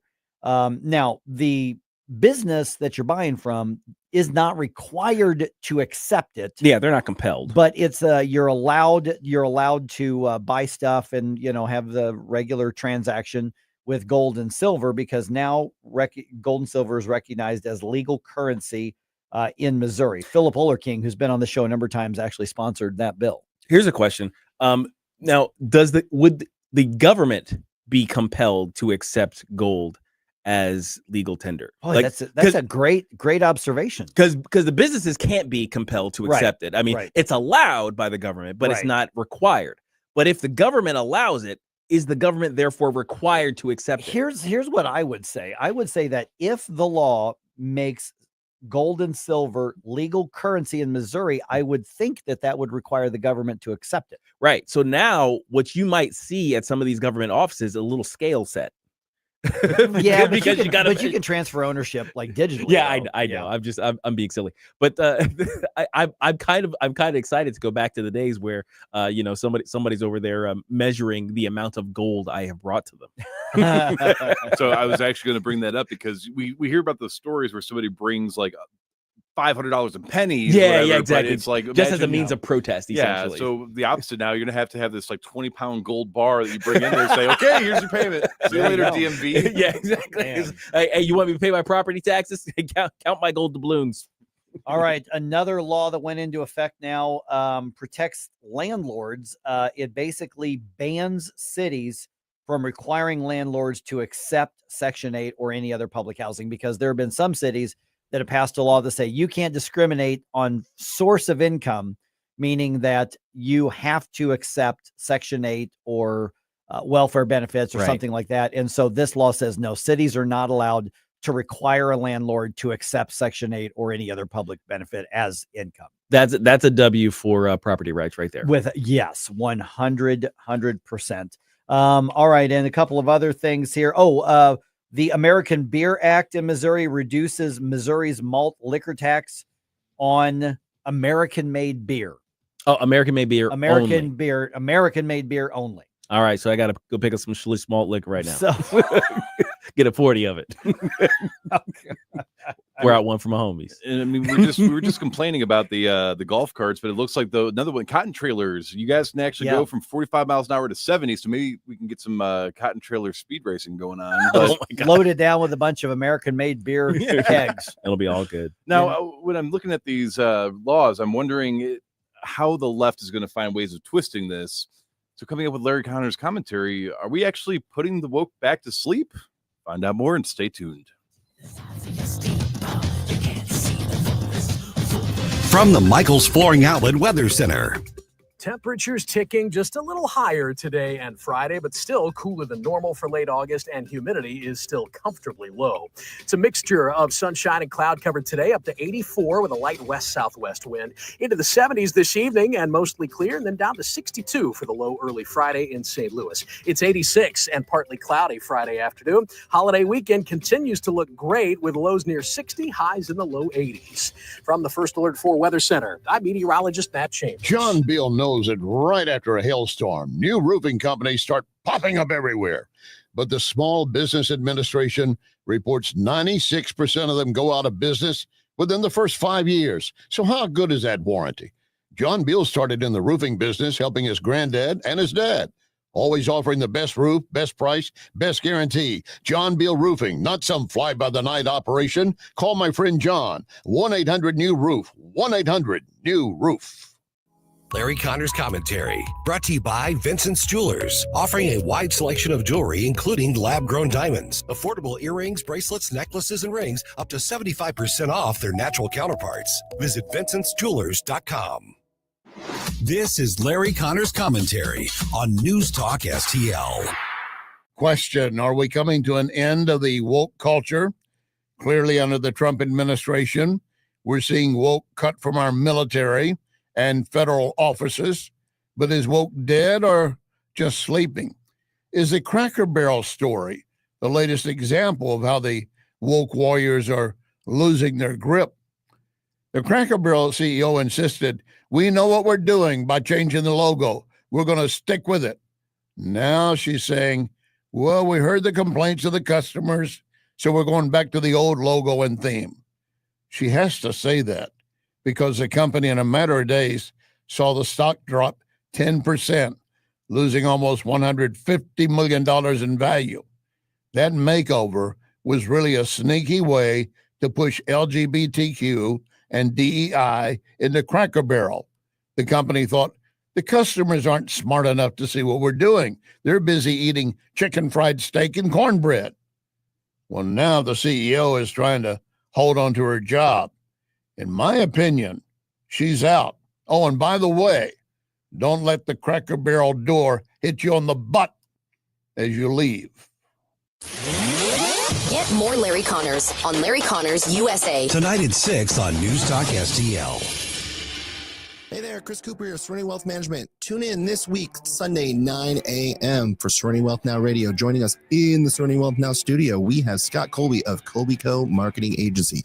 We're going to talk about pride. We're going to talk about purpose and passion behind each decision in your daily life, especially important for those business owners out there. So tune in right here, News Talk STL, Sunday morning, 9 a.m. for Serenity Wealth Now Radio, or check us out on Serenity Wealth Now social media outlets. Investment advice offered through Fortis Capital Advisors, LLC. Hey, Jamie Allman here for the Great Window World. You know, just over the last 20 years of Window World being in St. Louis, they've improved the look and thermal efficiency of more than 76,000 customers in St. Louis. Plus, Window World windows come with a lifetime warranty that covers all parts, glass breakage, and labor. And now Window World is now offering 36 months, same as cash financing with approved credit. Call them today at 314-993-1800, 314-993-1800. Hi, Kirk Hilsinger here. I'm the new chairman of the St. Louis Republican Central Committee. I invite you to our meetings that take place the first Thursday of every month at 3710 Hampton Avenue. You can stay connected with us to learn more about how you can get involved, make your voice heard, and contribute to our shared goals. Together, we can make a difference in the city of St. Louis and the state of Missouri. For more info, visit our new website at stl-gop.com. That's stl-gop.com. Paid for by St. Louis City Republican PAC. Curtis Farber, Treasurer. News, analysis, opinion. Don't always agree, but in love listening to your radio station. This is tyrannical stuff they're doing. Elections have consequences. This is 101.9 and 94.1 News Talk STL.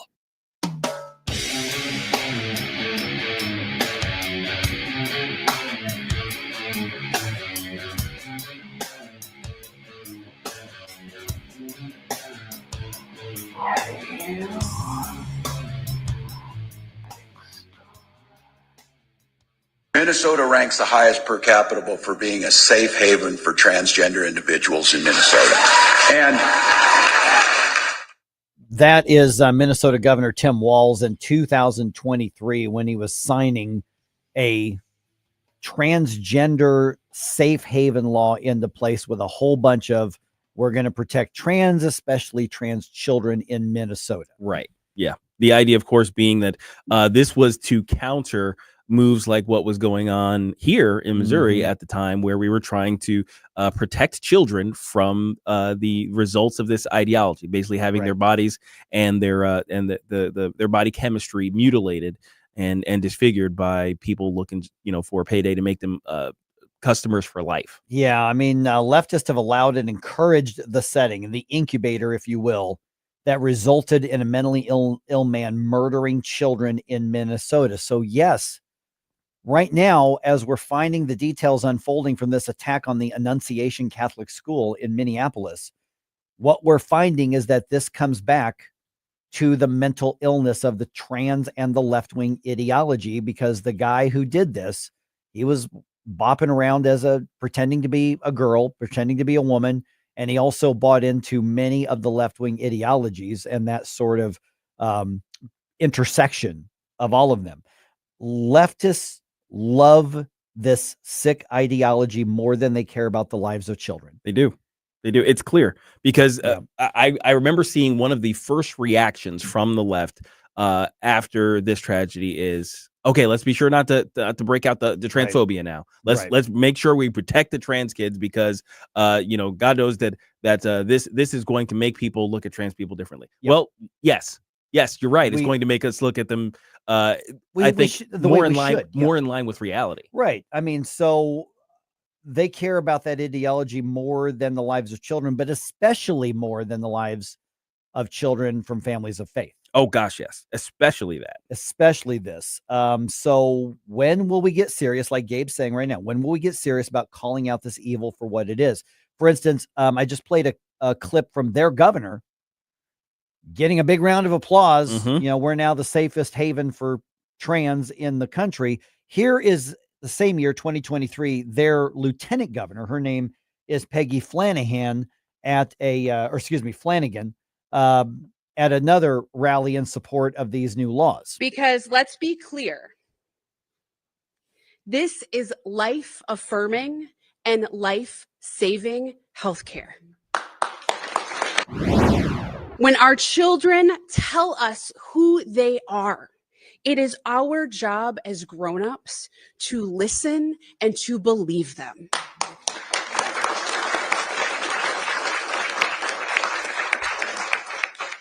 That's what it means to be a good parent. Okay, so I don't take advice from any leftist on what it's like to be a good parent. Oh, no, not at all. So because they're terrible. But that's exactly what quote unquote Robin Westman, birth name Robert Westman, that's what his mother did, was believe him when he says he's a girl. And affirm him. Affirm him.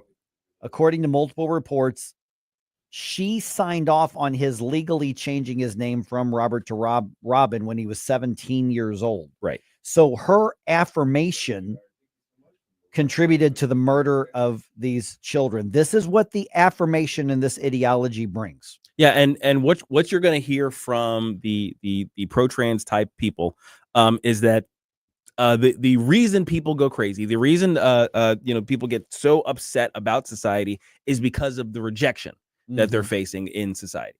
But we have not had a more pro-trans society in history. I think among any society in humanity. This right now we are the most trans humanity has ever been, and we're currently experiencing the most trans violence we've ever seen. Yeah, and by say trans violence, we're talking about the people who have adopted this lifestyle, committing the violence. Right. And I always say trans in quotes because trans isn't actually it's a not thing. a real thing. You cannot actually change gender. Yeah, it is not a real thing. But you mentioned that people are going back to defending the ideology right away. Well, the mayor of Minneapolis, Jacob Fry, who's complete left-winger, this is one of the guys taking a knee and crying over George Floyd. Oh yeah, that's right. And so at talking to reporters along with, police and all that sort of thing, this is part of the priority that he put out there. I have heard about a whole lot of hate that's being directed at our trans community. Anybody who is using this as an opportunity to villainize our trans community or any other community out there has lost their sense of common humanity. We should not be operating out of a place of hate for anyone. We should be operating from a place of love for our kids. So basically, far left politicians, primarily, first and foremost, they will not give up their ideological nonsense. Yeah. And here's the thing, I'm coming from the Christian perspective, obviously, but our definitions of love are different, I think, than I think what often prevails in society. Right now, people say being nice is love. And by being nice, just accepting. By being nice, I mean, you got to be accepting, you got to be polite, you have to be you have to acquiesce to the demands of everybody who comes at you. But nice and kind are different. Being kind sometimes involves, ruffling some feathers. Loving somebody sometimes involves being uncomfortable with that person. I'm not going to look at a parent who coddles their child to every whim they might have as a good, loving parent. I will not do that. A parent who disciplines their child, a parent who raises them, who helps them understand what life's all about, and sometimes that means making them uncomfortable. That's a parent who actually loves their child. So here's the thing. I am commanded to love everybody. I love trans people, and I love them too much to lie to them that their delusion is the way they should live their lives. Because it's destructive. It's destructive. It's not only destructive to society at large, which is what we're seeing here. We're seeing it play out in real time. The destruction, we see the grooming of children. We see the destruction of people's ability to procreate. We see these lives torn apart. Just look in the eyes of like Ellen Page and what she's done to herself. And when you ask her if she's happy, you look at her face and tell me that she's in a better place mentally. No.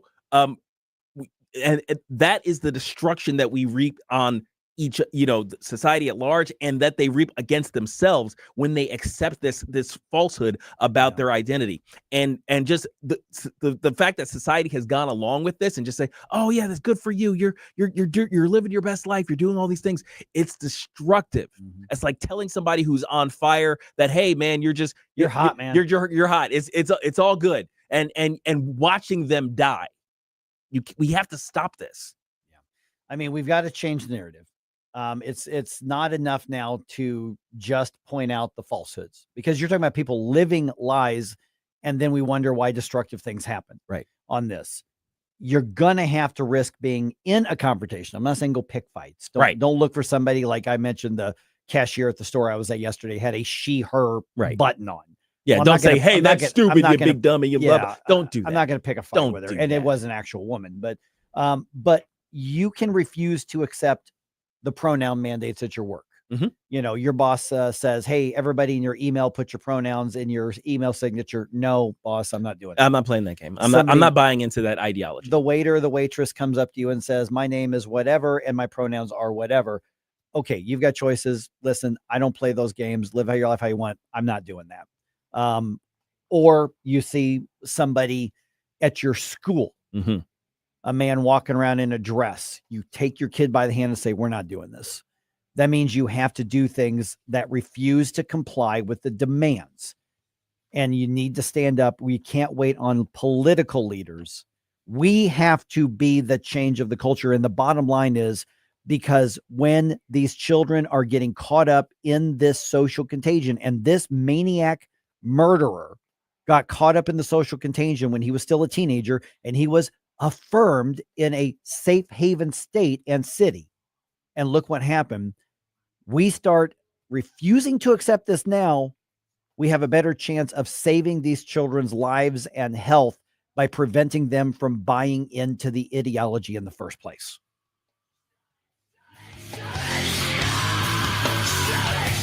Tony Colombo here for my dentist, Dr. Matt Boscia at New Creation Dental Care, the one-stop shop for all your family's dental needs. And Dr. Boscia is always expanding his services, now including the incredible all-on-4 full arch implant procedure, full mouth restoration that can give you back your smile in as little as 1 day. No more suffering with damaged or missing teeth or poor-fitting dentures.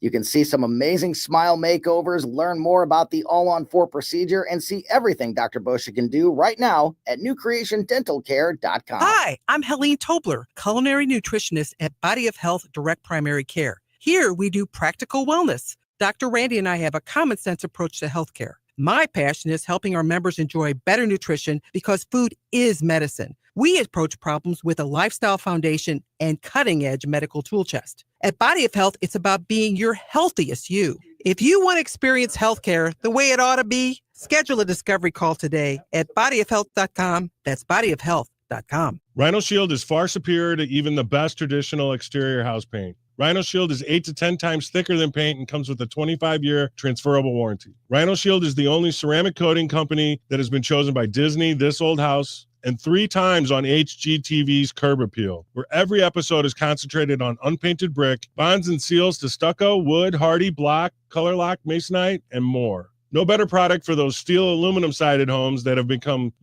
chalky and tired looking. We coat sloped and flat roofs to extend their lives too. After 15 years, we've got a great reputation and a superior product. As long as it's affordable, why wouldn't you do it? Before you make the costly mistake of painting with traditional paint, you'd be best served to call Rhino Shield today. We are the experts and our evaluations are free. 877-25-RHINO or 877-25rhino.com. Tell them, ladies. No paint, don't Rhino, go Rhino Shield. Never paint your house again. Rhino Shield.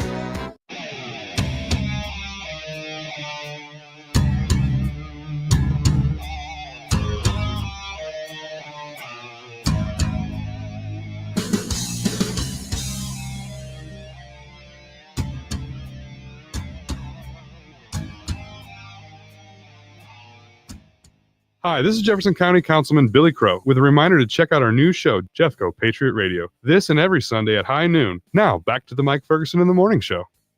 Can I just point out that our bump music's gone from Marilyn Manson to Stryper? Gotta have the light in the darkness, baby. There you go. Yeah. He just yin-yanged you.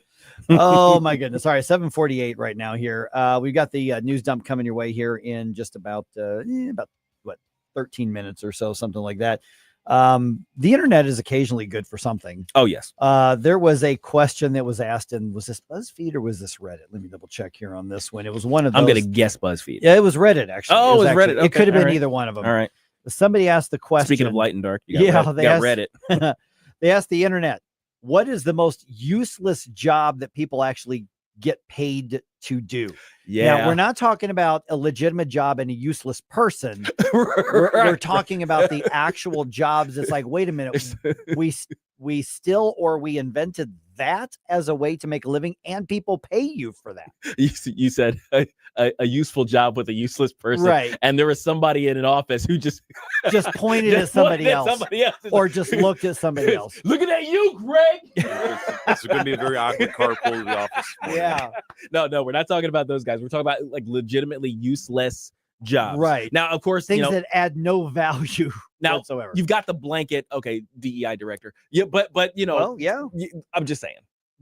See, I agree with that. Yes. But it's funny when you look at this list, some of these I completely agree with. Okay. Other ones I'm like, no, I think like there's a place for some of those. Okay, all right. Let's talk about them. Yeah. And again, the jobs being useless. Right, not or the individuals. vocations being The useless. vocation, okay.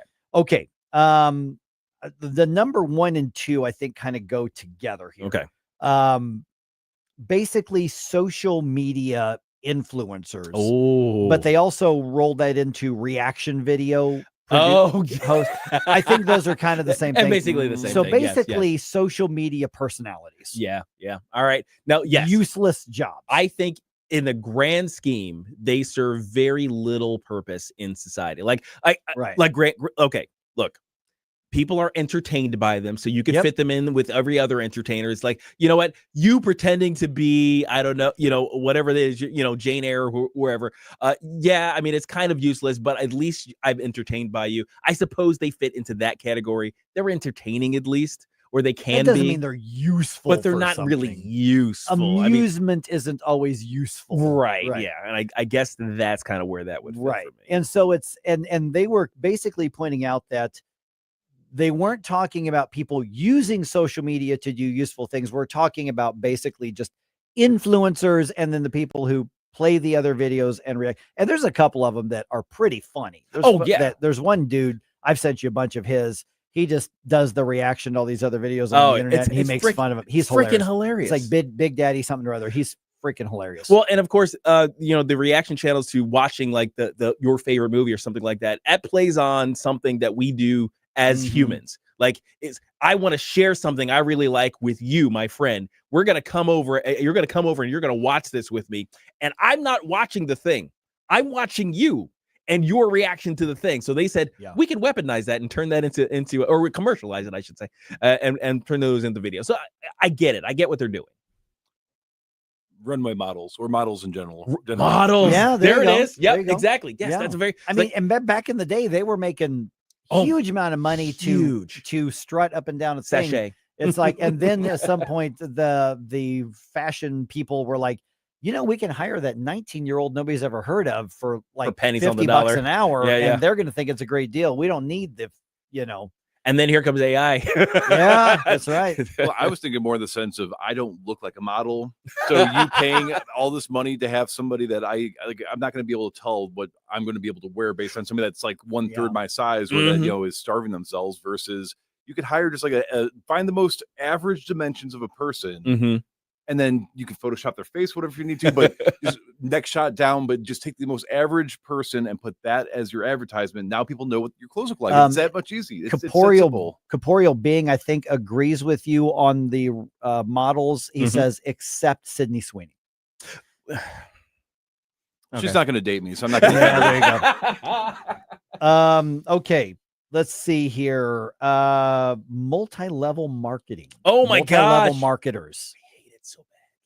There are people who make a lot of money, but most people lose money on those things. Yeah, it's a legalized version of a pyramid scheme. Oh, it's a complete Ponzi scheme. Yeah. Right. So the whole the whole concept is the people at the top who have multiple people working for them make the most money. Now, most of you who hear about this great business opportunity, are going to be on that bottom. And you're basically just going to be constantly giving money to the people at the top. So yeah, and sometimes they're good products. They could be really good products. I think Mary Kay is still technically a multi-level marketing sort of system, right? Yeah, and the people I think who actually make money. Now, first, there's the people who do the Ponzi scheme thing, but there's other people who say, I can sell this product. Yeah, and they make their commission. Yes. But if they're relying on, okay, I'm gonna get people in my downstream, and then they're gonna get people, and that's how I'm gonna make my money. That's useless. No, you're not really gonna make money. Now, you might end up making enough money to pay for your normal cosmetic budget. Yeah, like I think that should be the goal if you're gonna get into that. I'm not sure what the current term would be, but like a travel agent or like a tourist vacation planner. When you go in places and you're like, hey, I want to plan a vacation, then they go through. You have Google. You could go to the website and talk to the people that you're interested in. You know, it's the only exception to that, and I learned this the hard way, is if you're going to travel to a country you're not familiar with, it might be worth it to have somebody coordinate that for you. Yeah. Okay. Yeah. Otherwise, 99% of the time, though, I think you're right. Yeah. Okay. Yeah. So I completely accept that. But if you have a translator and you know you're going somewhere safe, talking to the locals will actually probably get you the good places that are going to cost you half as much. Okay. How about this one? Life coaches. Oh, gosh. Yeah. Apparently, is that still a thing? Yes. Life coaches have life coaches. No, I'm not joking. That's a thing. That's a real thing. That's a real thing. I've met a few people who are like, I'm a life coach. I did an online thing and I've got my certification. And every single one of those people was a complete and utter mess. I'm sure there are people who have it all together who decided to be a life coach. They give advice to everybody. So they try to but overall, the whole concept of life coach is basically, I'm not going to actually learn the science behind all of this. I just give good advice. Therefore, I'm going to have a certificate and a title.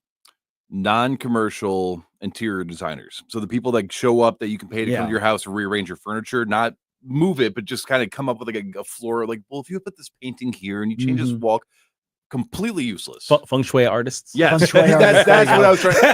Just watch HGTV. That's all. Watch reruns on YouTube for free. Yeah, just look up exactly. HGTV. Yeah, I think the internet has made a lot of these things kind of irrelevant. Okay, here's one, and I've actually seen these. If you get the green seats at Busch Stadium, you see these bathroom attendants. There's still a bathroom. There's still bathroom attendants at Busch Stadium. What are they doing? They sit there and get tips. Oh, okay. They hand you paper towels or something? Yeah, or you can just grab from the stack there. But there are places in the really fancy areas that have bathroom attendants. They're dressed up real nice, like old school, but the dude just sits there, and it's weird. Why though? That's weird. It sounds like if you could probably just show up and do that, and nobody would question it. if you came into a bathroom and you're wearing a suit and you have a nice looking stool and you sit in the corner, no one would question your presence there, which is a hilarious feature. And they'll tip you for it. They'll give you money. you bring a spray bottle of generic cologne. If they will give you a tip. There's one place I don't want to sit for an 8-hour shift. It's in the bathroom. Free smells. That's what I'm saying. Now, here's the one I disagree with. Number 7 on the list of useless jobs. Okay. Security guards. That's not useless. I think that's incredibly useful. That's very useful. Yes, absolutely. I think the thing is people forget that, we didn't always live in a society. Right. So the thing is, there are certain people who have protected us from the dangers of unfettered freedom. The argument on Reddit was, well, most of them can't actually do anything. They just observe and report, but they're eyes on it and they're calling when help is needed. Even if that's all it is Paul Blart at the mall, there's still a reason to have them there to put the eyes on things. There really is a deterrence effect. And they deter kidnappings, which is important. That helps. Yep.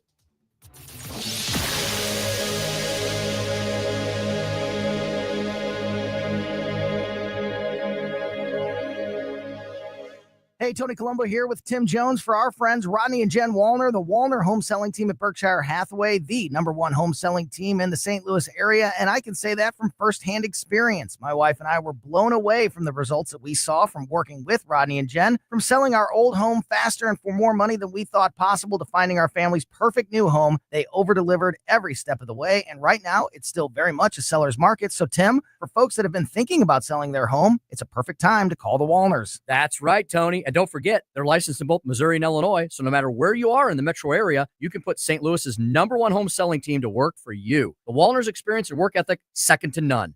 And of course, the numbers speak for themselves. The Wallners sell 15 times more homes per year than the typical realtor. Right now, they're working with so many qualified buyers, they'll guarantee to obtain you an offer. If you've been thinking about selling your home, don't wait. Call the Wallners now at 314-810-SOLD. That's 314-810-SOLD for the Wallner home selling team. Tony Colombo here for All Solutions Pest Control, the team Christine and I trust to protect our home. We've used multiple services at multiple homes over the years, and I can tell you from all that experience, All Solutions is second to none. If you have a pest problem of any kind, or more importantly, just want to prevent a problem, All Solutions is the team to call. Learn more and take advantage of their incredible $67 introductory offer right now at allsolutionspestcontrol.com. If a pest-free home is your goal, call All Solutions Pest Control. Jeffco Patriot Radio. Hey guys, Jefferson County Councilman Billy Crow here from Jeffco Patriot Radio. On behalf of Tim Jones and I just want to thank you for making Jeffco Patriot Radio the #1 listened to show on Sundays here on News Talk STL, where we dive into all the things happening in and around Jefferson County. Check Tim Jones and I out on Jeffco Patriot Radio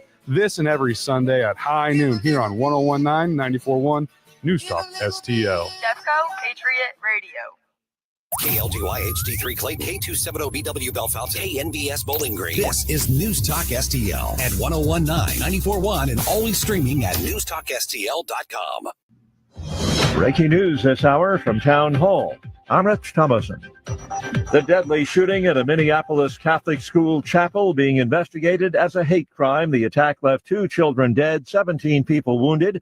The 23-year-old gunman died of an apparently self-inflicted gunshot wound. The U.S. economy rebounded 3.3% growth April through June, an upgrade of the government's initial estimate.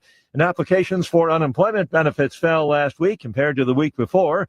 Florida Atlantic University economist Dr. William Luther says when it comes to jobs, not all are created equal. A lot of these folks who are in these jobs that aren't very productive are in them because they've been put in them by folks who want to perpetuate a very large government, a very meddlesome government, a government that actually discourages real production, genuine production, production that takes place in the private sector. Dr. Luther on the Salem News Channel. When it comes to trade deals with China, economist Steve Moore suggests it's folly to expect fairness and transparency from Beijing. I do not trust the Chinese government. They're communists. They want to take over the world. And so we have to be really, really careful about any agreement with China. The former Trump economic advisor speaking with the Salem Radio Network. The director of the nation's top public health agency has been terminated. After only 4 weeks on the job, the head of the Centers for Disease Control and Prevention has been removed. The White House spokesman said Susan Menarez isn't aligned with President Trump's agenda. Her lawyers issued a statement saying Menarez chose protecting the public over serving a political agenda and that she has been targeted. Following her ouster, several of the agency's top scientific leaders resigned. Greg Clugston, Washington. On Wall Street, the Dow futures are up 59 points. NASDAQ futures ahead 3. More on these stories at townhall.com. Everybody is keeping an eye on the Fed and how an interest rate cut might affect gold prices. Gold has been hovering at around $3,400 an ounce for the last 2 months and is poised for dramatic growth with the next interest rate cut. If you have a qualified IRA or 401k, you could receive up to $10,000 in free gold and silver when you open your retirement account with Advantage Gold. Call 800-900-8000 now or visit AdvantageGold.com and get your free gold IRA guide. Consult with your financial and tax professionals before making investment decisions. Call 800-900-8000. Are you having trouble hearing? Hearing loss can devastate the quality of your life. Now, there's an affordable fix for you or your loved one. Rated the best hearing aids of 2025 by Forbes Health, Audion Hearing has the highest quality hearing aids at the lowest prices, starting at just $98 a pair. I actually like them better than my old $5,000 hearing aid. I could not believe how my hearing and life changed. Join over 1 million happy customers by going to audionhearing.com. That's AUDIEN hearing.com. From the Michaels Flooring Outlet Weather Center. Temperatures ticking just a little higher today and Friday, but still cooler than normal for late August, and humidity is still comfortably low. It's a mixture of sunshine and cloud cover today, up to 84 with a light west-southwest wind. Into the 70s this evening and mostly clear, and then down to 62 for the low early Friday in St. Louis. It's 86 and partly cloudy Friday afternoon. Holiday weekend continues to look great with lows near 60, highs in the low 80s. From the First Alert 4 Weather Center, I'm meteorologist Matt Chambers. This hour of News Talk STL is brought to you by Stifel, serving investors for over 130 years. Contact your Stifel financial advisor at stifel.com. That's STIFEL.com. Looking for the best selection of firearms in the St. Louis region? Drive to Osage County Guns. Conveniently located off I-70, just 25 minutes from St. Charles. We've got thousands of guns in stock, the largest selection of handguns, rifles, and shotguns around. Trade in or sell your old guns for cash and shop our wide variety of premium Winchester ammunition made right here in the USA. Visit us online at ocgmo.com, or better yet, make the drive to Osage County Guns and see why we're the St. Louis region's favorite. Yes, it's been really hot and humid, but fall and winter right around the corner. Tim Jones here to tell you, time to get a hold of Chad Hansen and the gang at Hansen's Tree Service for your home or your business. Grinding, land clearing, green waste recycling, tree consulting, removal, or pruning. The organic mulch from Hansen's a wonderful addition to beautify and spruce up all your landscape beds. They offer substantial volume discounts for bulk orders and emergency tree removal. Just go to hansenstree.com. That's hansenstree.com. Mike Ferguson. When they say it like that, you know they mean business. Gabe Phifer. He has great hair. Get up, St. Louis. You're not talking to Bambi's baby brother here. Mike Ferguson in the morning on News Talk STL. Get up, this is your cousin Rob.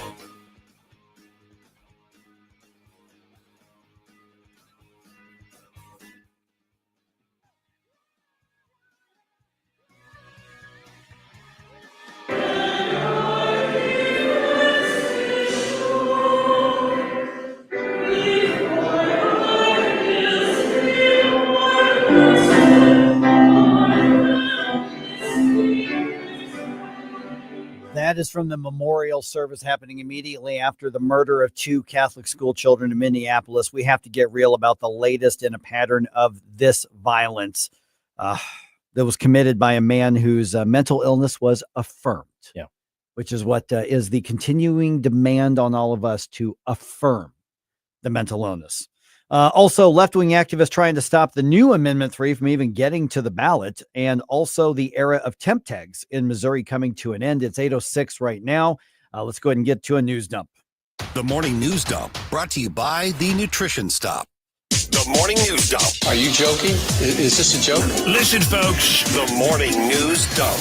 All right, there are still gatherings throughout Minneapolis, particularly around the Annunciation Catholic School, where the madman shot and killed 2 children, injured 17 others before taking his own life.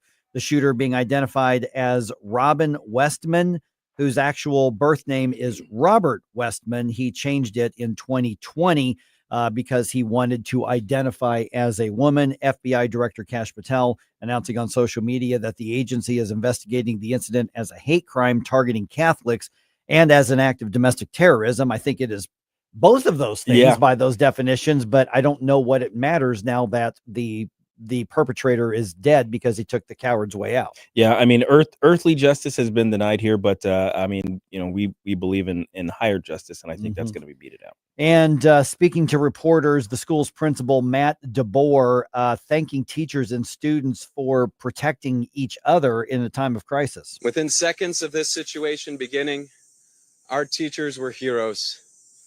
Children were ducked down. Adults were protecting children. Older children were protecting younger children. And the law enforcement who got to the scene, they have collected 3 weapons. It looks like all 3 of those weapons were purchased illegally. Yeah. And the investigation, there's still going to be the whys and the hows. This guy posted his manifesto and talked about it on social media. He posted his plans, just his entire plan. Was it a few hours before? Is that correct? Yeah, I mean, he had a series of videos Yeah. that were posted, including writing things on his weapons, like "Where is your God now?" Showing, a shooting target that he'd put like a picture Jesus, of Orthodox art of Jesus at the head of it, and lots of slurs Right. on all the mags. and he sort of was in the intersection of the far left bigoted ideology. Yes. He said he wanted targets like Musk and Trump and things like that. He said if I did a racially motivated one, it'd be after these quote unquote Zionist Jews, and throwing those anti-Semitic terms out there as well. So basically he had somebody who just bought into the complete left-wing ideology, and this aspect of it affirmed by his mother. Somebody asked on social media, said, well, where's his father? I haven't seen any report of his father anywhere. Yeah, this sounds like fatherless activity. Yeah, I don't know. Yeah. I mean, we have no confirmation of this, but if the pattern holds, either he did not have a man in his life, or the ones he did have were not sufficient. Yeah, but when people say there's nothing wrong with affirming, this is the latest evidence that there is something wrong with the affirming. And we haven't even talked a lot about today about the reminder that this exact type of mental illness and the people who embrace it and were affirmed by somebody, they've committed this act around the country. Nashville. Yeah. Similar situation. Yep. Similar manifesto. And so media is having a hard time running from this one. The left is having a hard time running from this one. I'm not surprised that people who have trouble dealing with their own identity have a problem with other people who have sort of definitive aspects of their identity that they can't. So the left is continuing to push to legitimize and affirm the gender-based mental illness that the shooter embraced. And now it looks like a new study may back up claims that the dysphoria really is a social contagion. Here's the story. Some critics of transgenderism have suggested it's really just kind of a fad, and a new study from the Williams Institute at UCLA might support that idea. According to the research, 75% of all Americans who claim to be transgender are under the age of 35, and most of them are actually teenagers. Meanwhile, about 25% of Generation Z, people ages 13 to 28, identify as LGBT. Percentages drop sharply in older generations. 25%? Yeah, it's clearly the numbers are overblown. It's not. I mean, if we're going to say quote unquote born that way, well, is there something in the water, or is there something in our society that's increasing the numbers? And this is where you're seeing kind of a divide within that LGBT community, because there's plenty of L's and G's and B's that are saying UTs are nuts. Yeah, that's true. And they're saying they're like, hey, talk about them separately from us. Well, that's going to be up to your community to break that off. Right. And you need to make that case from within because the L's and the G's and the B's inherently don't have this pattern of violence that the T's do. Right. Or at least not to the scale that we're talking about. Yeah. All right. In other news, just days after taking a 10% stake in Intel with your tax dollars, President Trump says the government wants to pursue similar buyouts and investments in other major private companies. And that basically is creating a new model for how government engages with big business in the U.S. Treasury Secretary Scott Bessent was on Fox Business's Mornings with Maria, and he says more deals like this are coming. President Trump is going to be the only president in modern times who creates assets for the American people rather than debt. Okay, so he's saying creating assets. And I think that's what you're going to see as a MAGA talking point. Yeah. Let's replace that with another talking point: government owning the means of production. Yeah. That's really what we're talking about. Just my initial reaction to this when it was like, hey, the government is doing this. Stop. That's all I can think of, because look, we've tried this model before. Yeah. As humans, we've tried this model before. It doesn't work out very well. And the regimes that did, they're not getting you the assets. Socialism doesn't work. It doesn't work. And you cannot have a free market, which is frankly the only avenue to allow the maximum potential of human flourishing. Yes. You cannot have that with government increasing a socialist presence. And that's what government buying or seizing the means of production is. And if somebody says, well, it's only 10%, okay, but that makes the taxpayer, the federal government, the biggest stakeholder and shareholder in Intel now. Yeah, this is decidedly anti-capitalist. Yeah, it really is. All right, President Trump's opponents calling him a dictator. We've heard that term, and he obviously says he's not. But here's the thing: is he's not helping his own cause, even though he's not a dictator. He's not. We're not affirming that position. No, but he's not helping his own cause when he claims essentially to have ultimate or unlimited authority. Unlimited power. And he did actually say that. I had to make the reference. Yeah, he actually did say that. Here's what happened. At this week's cabinet meeting, the president declared that he has unlimited executive power. I would have the right to do anything I want to do. I'm the president of the United States. But in the same meeting, he insisted that his anti-crime efforts don't make him a dictator. So a lot of people say, if that's the case, I'd rather have a dictator. But I'm not a dictator. I just know how to stop crime. Donald Trump has pushed the boundaries of presidential power during his second term through nearly 200 executive orders. Greg Clugston, Washington. Two things can be true at the same time. One, the exercise of existing executive powers in a way you don't like might feel like to some people like a dictatorship. But no, in the case of, let's say, DC and the use of federal forces to kind of crack down on what's going on there, that is a legitimate use of executive power. I don't care if you feel like it's a dictatorship, but there are things that you can do as an executive in America that go beyond, and claiming that you can do whatever you want is not helping your case that you're not the thing. Your case there, because I want my elected officials to embrace the limits of government. Yes. I want them elected to say, we're going to operate a good government, a transparent government, and one that is limited, meaning I embrace and buy into the limited government. I love it when I hear politicians say, I understand what you're saying. I'm not allowed to do that. Government's not allowed to do that. That's not our lane. I love it. We don't hear that enough. It would have been, it would have been perfectly fine if he said exactly what he says. Like, I could do whatever I want as a president of the United States if he added within the limits of the Constitution. Well, then yes, clearly you make policy at the executive level within the limits of the Constitution. That's how it's supposed to work. If he had just said that, it would at least have softened the blow. It would be palatable. It'd be palatable, yes. Oh my gosh. All right. The era of expired temp tags is over. Yeah, as of today. Now, are you happy or are you sad, St. Louis? You feel this some is kind our of way way of life here. Missourians have to start paying the sales tax up front when they buy a car, effective today. 90-day temp tags are no longer being issued. Now, 30 and 60-day temp tags, though, will still be issued, because what's happening right now is you go to a dealership, you buy the car, you pay the taxes right there. You get a temp tag so that they mail you your actual tags. Eventually, what's going to happen is there's a new registration system that's going to allow the tags to be issued at the point of sale. So you're going to pay the tag, show them the insurance, and then get the plates and drive off the lot on the spot. That's likely not going to be in place until the end of next year. Okay, quick update with the new Amendment 3. Is that even going to be on the ballot? Arguments were heard in Cole County Court on Wednesday in the ACLU's effort to stop voters from deciding that issue in 2026. The left-wing activist group argues that the new Amendment 3 violates the state's requirement that proposed laws and amendments only address one issue at a time. So basically, they're angry that the new Amendment 3 takes the exact same approach that they supported in the old Amendment 3. It's wild. It's Oh wild. my Hey, gosh. let's argue the exact opposite thing we said last year. Yeah. I have had enough of this. Turn my eyes to your indifference. Stop it right now before you blow us all away. I ran into a friend of mine the other day who has not seen me in quite a while, and the first thing he said is, Mike, you've lost weight.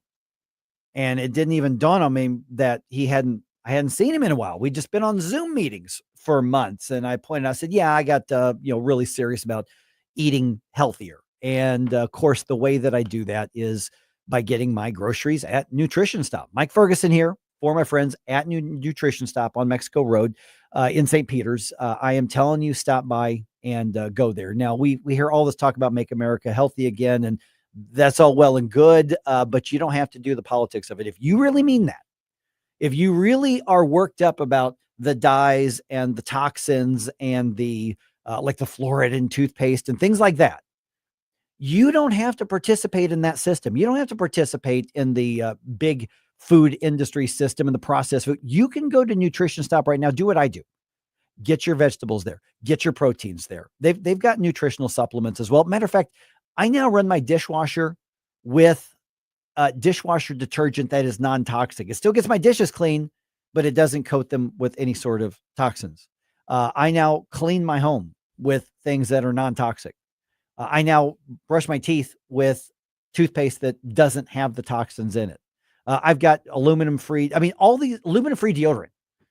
All of these things that you can put your money where your mouth is. And by the way, I'm spending the same amount of money I was before, just with healthier products.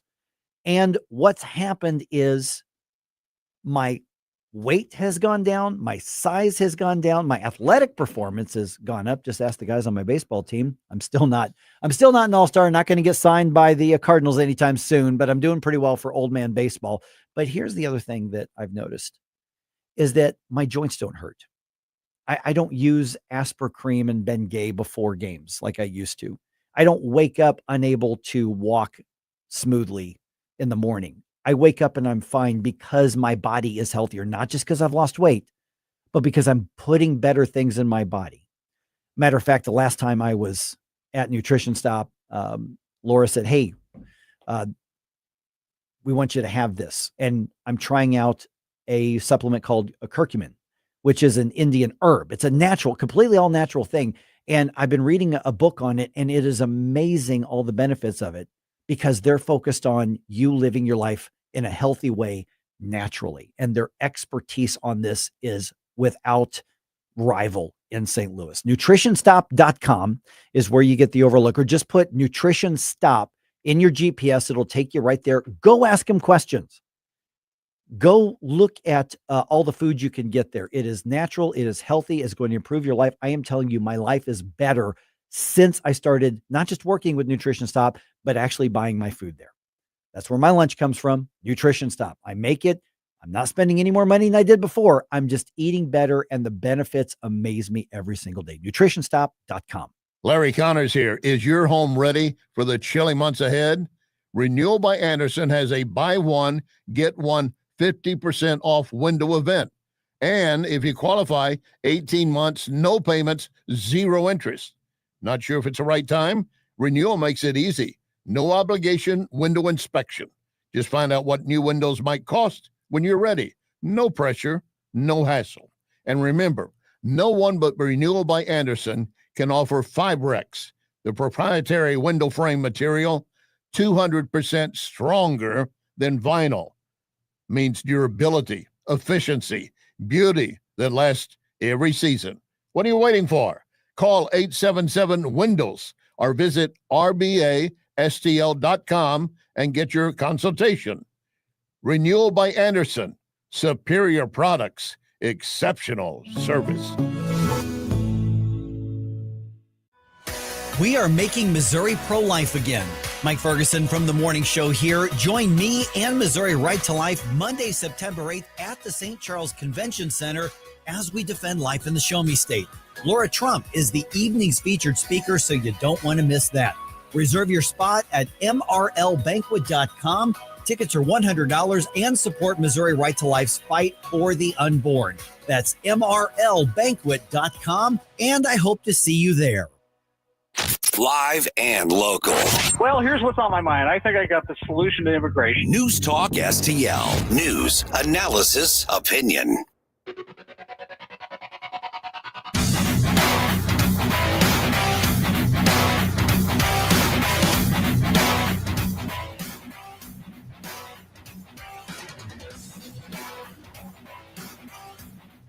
Hey, this is Todd Showalter. Join me for the Right Mind Show on Saturday at 5 as I try to put some fun back into this wacky radio station. You know, and speaking of wacky, let's get back to Mike Ferguson in the morning.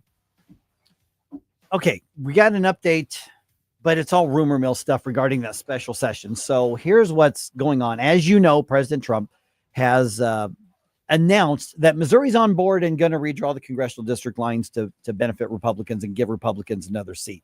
So he announced that, but there's nothing on the books right now that says that's going to happen. Yeah, that's not exactly the plan just yet, is it? Yeah. So, well, we don't know. So the Not officially. Yeah. But the Missouri Scout, which is kind of an insider's newsletter, is still trying to determine whether or not Governor Kehoe is going to call that special session, because there were some early reports that he's going to announce tomorrow that he's calling a special session either for next week or the week after that.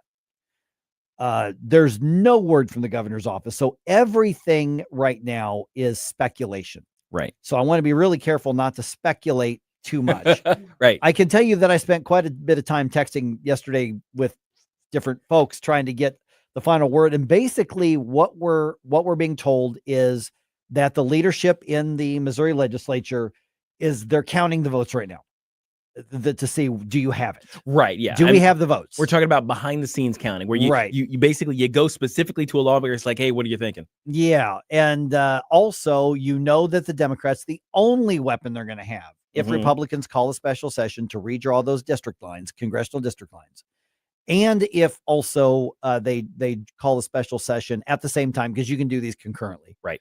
If they draw one to enact initiative petition reform, that the Democrats, all they have is filibuster. That's all they have is the filibuster. So what we're being told right now is that the leadership in the Senate in particular, because the House, the Republicans just have no excuse. There's no filibuster. They can pass it, be done with it, and move on. In the Senate, it's trickier because there's a hesitation to use that particular maneuver, which they call a PQ, which ends a filibuster. Right. And it's considered a sort of political nuclear option. Right. And over the tradition is that you only use it in the most extreme circumstances. Right. You can debate that all you want. Whether that's right. a good thing or Yeah. not. But does this count? Here's what Yeah. we're being told. What we're being told is that the leadership in the Senate is contacting the members and saying, okay, are you willing to do that?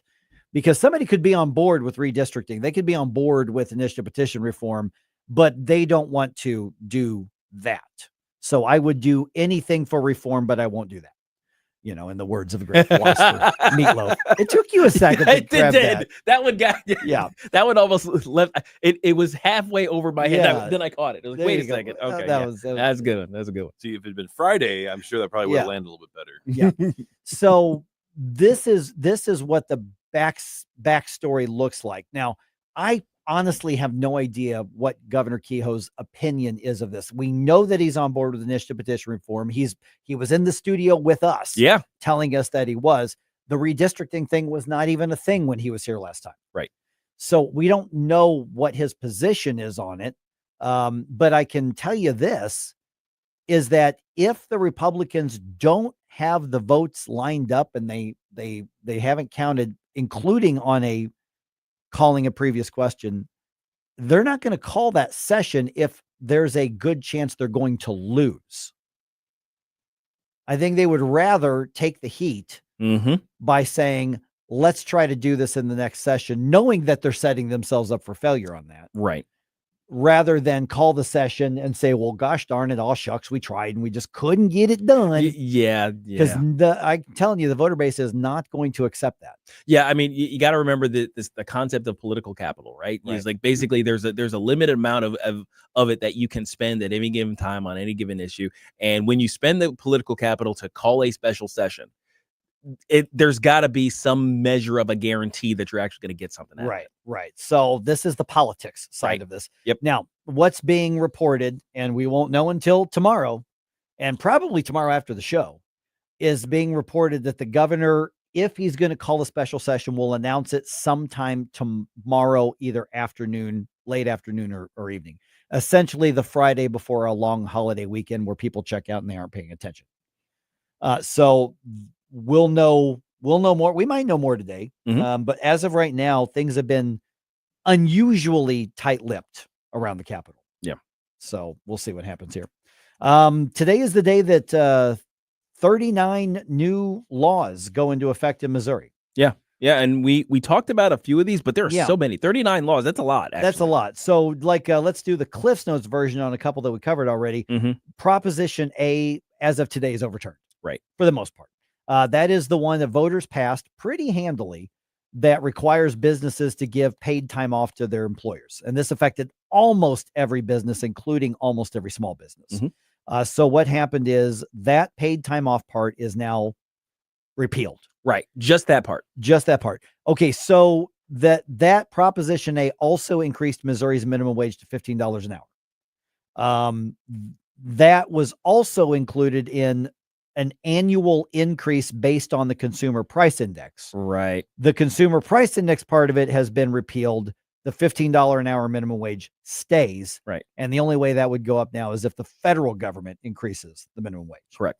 Okay. So basically what the voters approved for the most part has been repealed on that. The school cell phone ban is officially law today. That's great. Yeah. So that's now most schools I think said, well, this is the law. We're not waiting till the 28th.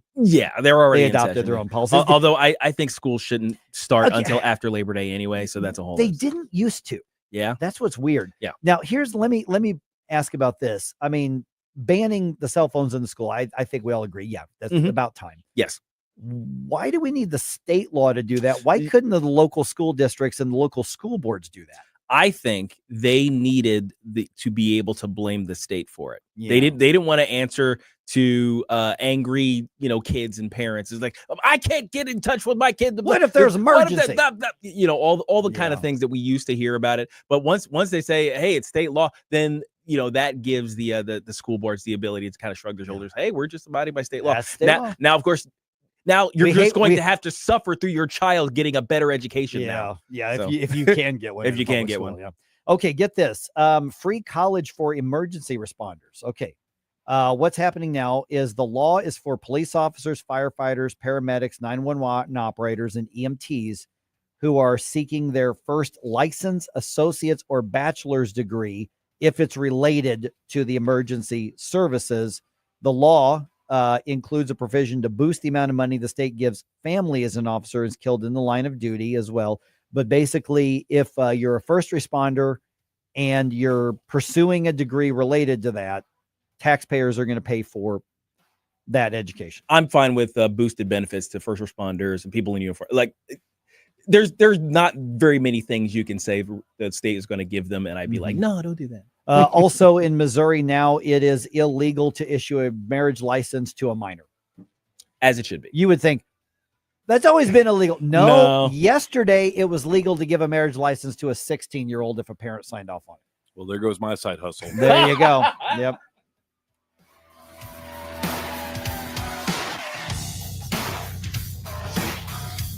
From the Michaels Flooring Outlet Weather Center. Temperatures ticking just a little higher today and Friday, but still cooler than normal for late August, and humidity is still comfortably low. It's a mixture of sunshine and cloud cover today, up to 84 with a light west-southwest wind. Into the 70s this evening and mostly clear, and then down to 62 for the low early Friday in St. Louis. It's 86 and partly cloudy Friday afternoon. Holiday weekend continues to look great with lows near 60, highs in the low 80s. From the First Alert 4 Weather Center, I'm meteorologist Matt Chambers. Commentary. No matter what happens in the world this week, I think we all know the big news is Taylor Swift is engaged. I'm Tommy Lahren. More next. You think your 401k is safe, growing, reliable. But here's the truth. The 401k was never designed to make you wealthy. It was built to shift risk onto you, leaving your retirement exposed to Wall Street crashes, inflation, and chaos. Noble Gold helps Americans roll over part of their 401k into real physical gold. Tax advantage, penalty-free, and shockproof. Get your free wealth protection kit now at noblegoldinvestments.com. That's noblegoldinvestments.com. Past performance may not be indicative of future results. Investing in precious metals, including gold, involves risks. Consult with your tax attorney or financial professional before making an investment decision. Unless you live under the biggest rock, you've heard Taylor Swift is engaged to Travis Kelce, and it could be the one thing that unifies the country. I'm not saying all Americans care about it, but at least so far, everyone who has commented seems supportive. That includes even longtime Taylor Swift critic, President Donald Trump. When asked for his reaction, he sweetly congratulated the couple and even said Swift is a terrific person. While her political leanings don't line up with mine, when it comes to role models, Taylor Swift is about as wholesome and classy as they come. She's also one of the only artists in modern history to have a fan base that spans multiple multiple generations. She waited for the right one. Now she's engaged to an all-American football player who is, comparatively speaking, based on her exes, pretty masculine and normal. I'm so glad my fellow conservatives are on board, wishing her love and happiness, and that includes our great president, Donald Trump. I'm Tommy Lahren, and you can watch my show, Tommy Lahren is Fearless, at Outkick.com. Mike Ferguson here. Retirement should be a time you can relax. No more stress from work. But there's one thing you can't forget about when retiring. That's your money. Do you have enough saved to fund your income for life and keep up with inflation? How will you claim your Social Security benefits? And what about long-term care? The ClearPath Wealth Management Group at Stifel is here to help answer all of these questions. You can hear their latest views on the markets and investing during On the Money, hosted by Stifel financial advisors Bob Stockdale and Eric Robert, every Saturday morning at 9, right here on News Talk STL. They can help you get organized, guide you through critical retirement decisions, and create an investment portfolio designed around your needs. To schedule your free retirement plan consultation, go to clearpathinvesting.com. That's clearpathinvesting.com. Or call 636-695-2650, 636-695-2650. Stifel Nicholas and Company Incorporated, member SIPC and NYSE. I'm taking what they're giving because I'm working for a living. I'm an elevator technician. I'm a construction superintendent. I work for the police department. I'm an accountant. I work at FedEx. I work 3 part-time jobs. News Talk STL celebrates Keep up the good work. Labor Day 2025 by paying tribute to the American workforce. This is a working man's holiday. Simply the best in the world. A reminder from the hardworking folks at Dry Creek Lumber, Mosquito Joe's, and Di Gregorio's Foods. Forget the chit-chat. Get to work. News, analysis, opinion. They were looking for the intelligence community assessment. I don't think statute of limitations are going to impact. That report is pretty damning. 1019 and 94.1 News Talk STL.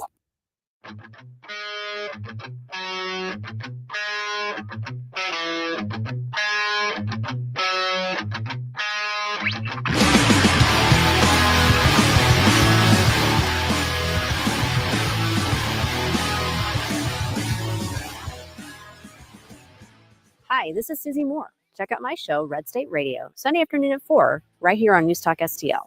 Now it's back to Mike Ferguson in the morning. All right, you got some big Labor Day weekend plans?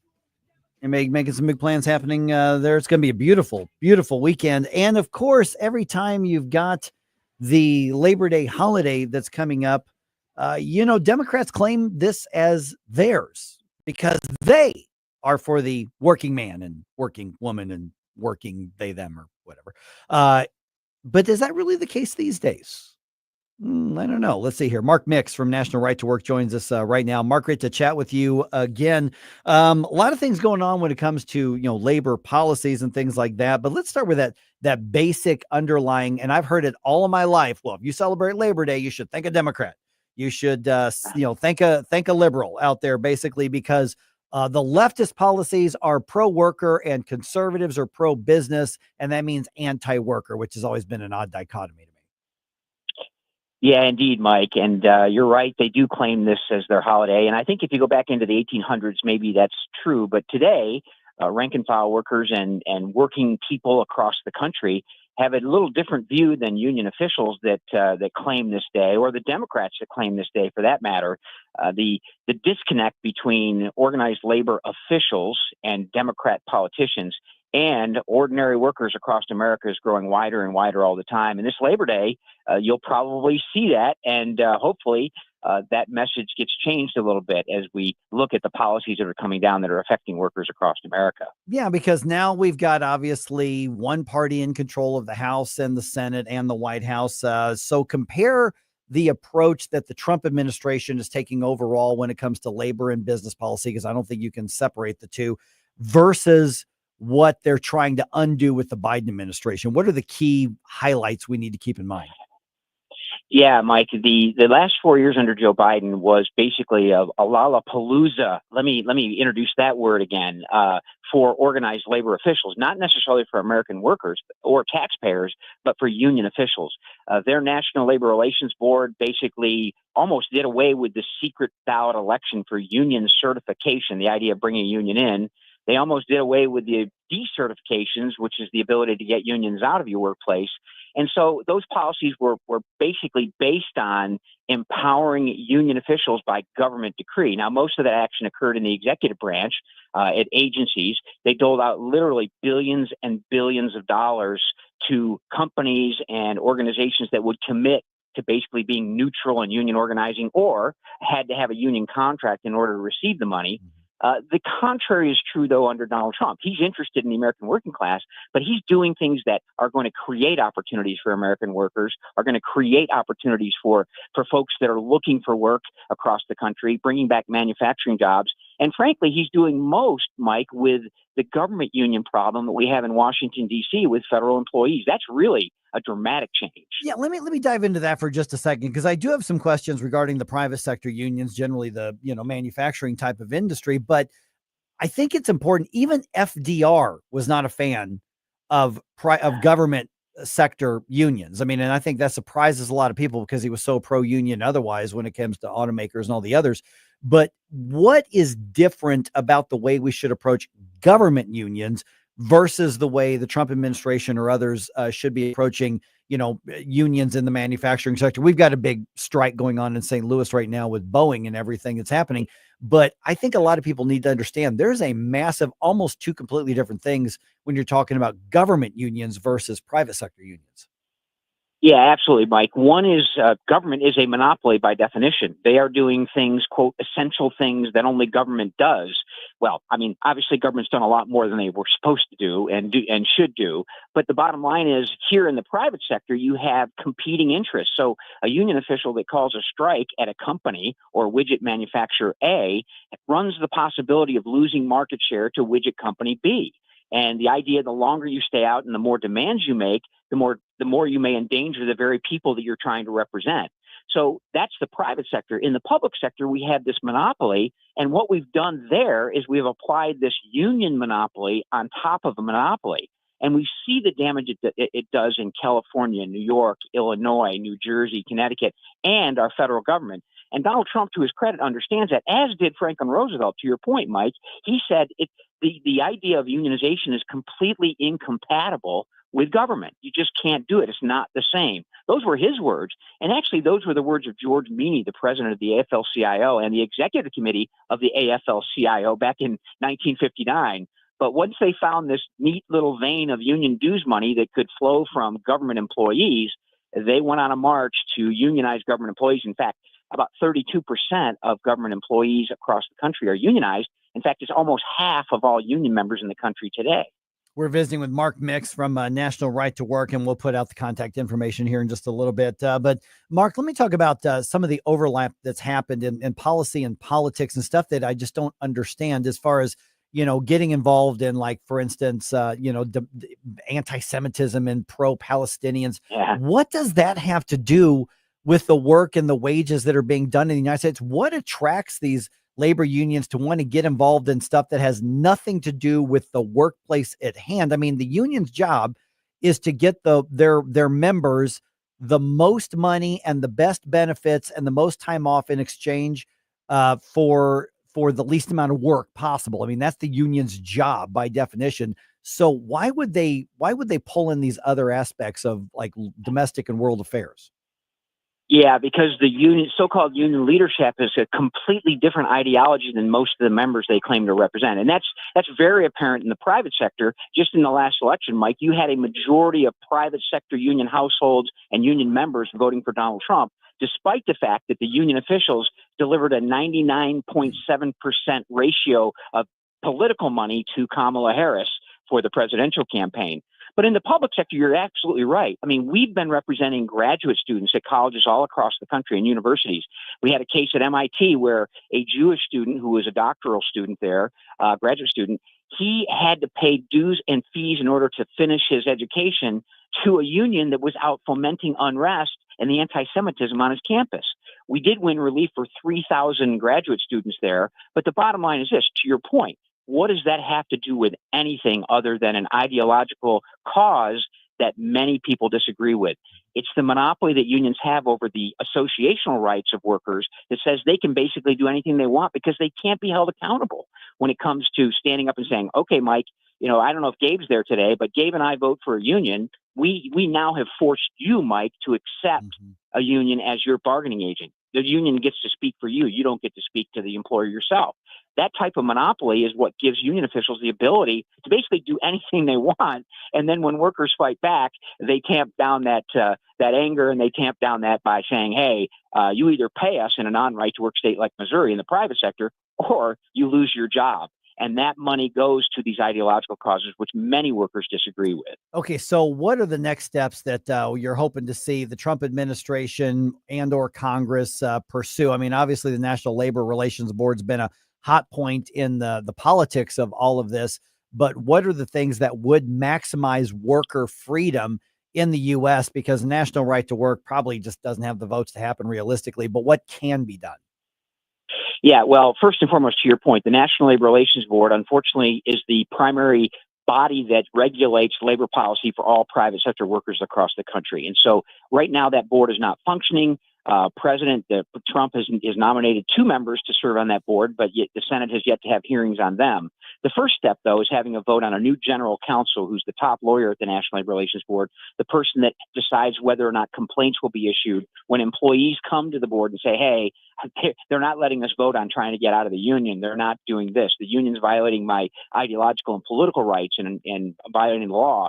The general counsel is the one that allows these cases to move forward. Right now, there's a temporary acting general counsel, but the president has nominated a lady to serve in that position. She's had a hearing in the Senate. Having that vote in September when the Congress comes back would be a very, very important next step, but also policy implications as well. You talk about legislation, Mike. Getting anything through legislatively is very, very difficult because of the Senate rules. The House, there's several Republicans, well, not several, there's a few Republicans that tend to think that forced unionism is a good thing. They tend to say, oh, yeah, we got all these union members in our district, so we got to vote for forced unionism to protect union power. That's not a winning proposition for anyone, really, because people believe, more than 80% of Americans believe it's wrong to force a worker to pay union dues or fees in order to keep a job. And those numbers come, I think 76% of union households believe that too. So continuing to talk about individual freedom and voluntarism in that narrative in Congress is very, very important. And then mix that or pair that up with executive action on some of the boards like the National Labor Relations Board is probably the next big battle as we move into this next session of Congress. Yeah, let's say that a little louder for Josh Hawley in the back, who has flipped over his position. It's just mind-boggling how he has basically now resembling Bernie Sanders more than he is Thomas Smith or Adam Smith on any of this. Yeah, and that's really interesting. He has come out and he started this change in behavior. He said he would never impose right to work on anyone. And I just had to shake my head when I heard that quote, because he doesn't understand that it's the imposition of forced unionism from the 1930s that have given union officials all this power. I mean, freedom in the workplace is not imposed on anyone. It's something they deserve and something they have a right to. But he's introduced a bill, Mike. He's got a Senate bill that he's introduced that really is confusing.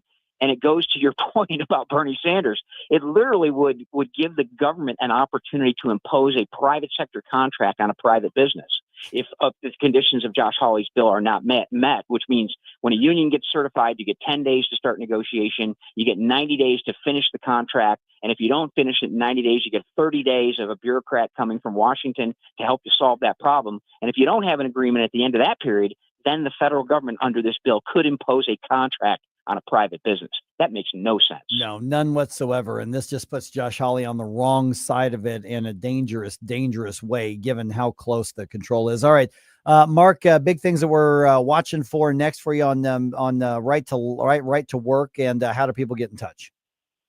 Yeah, we'll keep informing people about the positions of everyone in the Senate, including Josh Hawley, but they can find more information about the legislation we're tracking, whether it be in Jefferson City or whether it be in Washington, D.C., at nrtwc.org. That's the committee's website.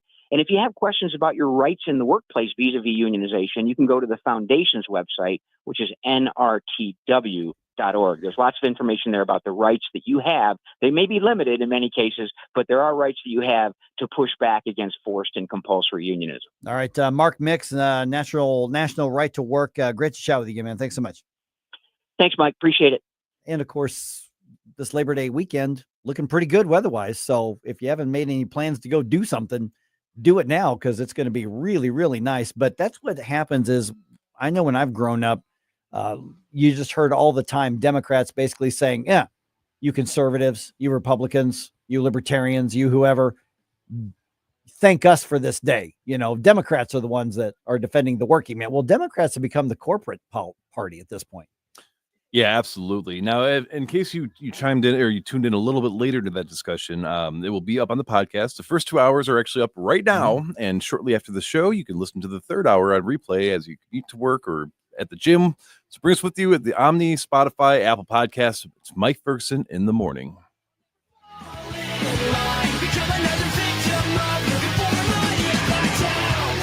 Hey, it's Susie Moore. If new flooring makes you think hassle, think again, because Michael's Flooring is changing the game. For over 30 years, Michael's has been locally owned and trusted for quality, variety, and amazing service. Whether it's carpet, hardwood, laminate, luxury vinyl, or ceramic tile, their expert team makes installing new floors exciting, not stressful. That's why customers keep coming back. Visit Michael's Flooring at St. Peter's, Starting Prairie, Creve Coeur, or online at igotfloored.com. That's igotfloored.com. Columbo here for my friends at Bluff City Outdoors in Alton. The knowledgeable staff at Bluff City has served the St. Louis outdoor community for decades, and they can take care of all your bow hunting needs, all your trapping needs, all your fishing needs, and more. Plus, while you're there, you can schedule a trip with a local fishing guide and shoot in their archery range.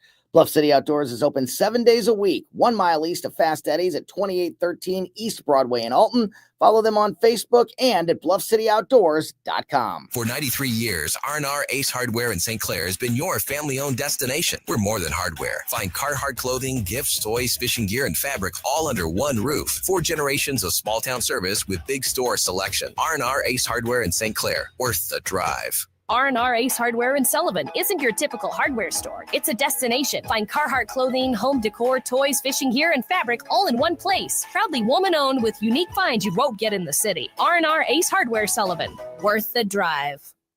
Join Aaron Tarlow every Sunday night at 9 on News Talk STL for Shall Not Be Infringed, your voice for Second Amendment rights and firearms education. Brought to you by DG Firearms, Kevin's Guns, Osage County Guns, and Full Circle Reloading and Firearms. The Napoli heritage of fine dining continues with Napoli Kirkwood. Napoli Kirkwood, now open. So add that to Cafe Napoli in Clayton, Napoli 2 in Town and Country, Napoli 3 in St. Charles, right next door to Napoli C.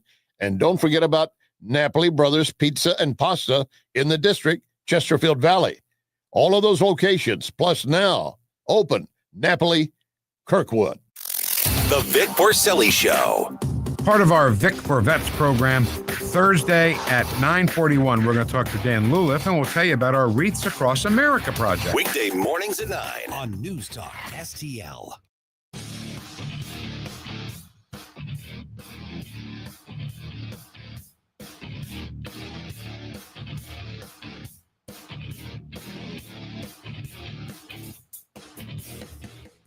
Hi, it's Randy Tobler here. Pour a big cup of coffee and catch my show every Saturday morning from 6 to 9. Right now, it's back to Mike Ferguson in the morning here on News Talk STL. Okay, another one of those just heavy news days because of the tragedy in Minneapolis. And so we want to take, obviously, the bigger picture to this because we cannot do anything about what happened in Minneapolis here, but we can do something about the broader picture, which is why we talk about these things. And it was really kind of hard sometimes to keep my anger in check, not just at the coward who did this, but at the people who are affirming and creating, helping to enable the people with these sorts of mental conditions that lead to this. Mm-hmm. So, you mentioned the podcast. Those are up a little bit. Those are different angles to this than when you come across somebody who hasn't gone into those. You can say, okay, at least check this out. And you can send it that way. So at least they have something new. But I would much rather, talk about things that are happening locally and all the news and statewide stuff so there's a lot of stuff. I mean, there are things that we just didn't have room for today to to get into because it's so overwhelming with the tragedy out of Minneapolis, but you can't separate that tragedy from the other issues that we've been fighting. Every time we're fighting the gender ideology in the local school districts, this is why. When we're fighting the gender ideology in the corporatist settings, this is why. We're talking about fighting all of that gender ideology in the academy and colleges and university. This is why. This is why truth matters. So that's why we came back to that, time and time again today with different angles and different versions of it. And people need to not be afraid to pursue truth. Mm-hmm. Because it's not just about who's right and who's wrong in a philosophical coffee clutch. It is literally in this case about enabling evil to harm people.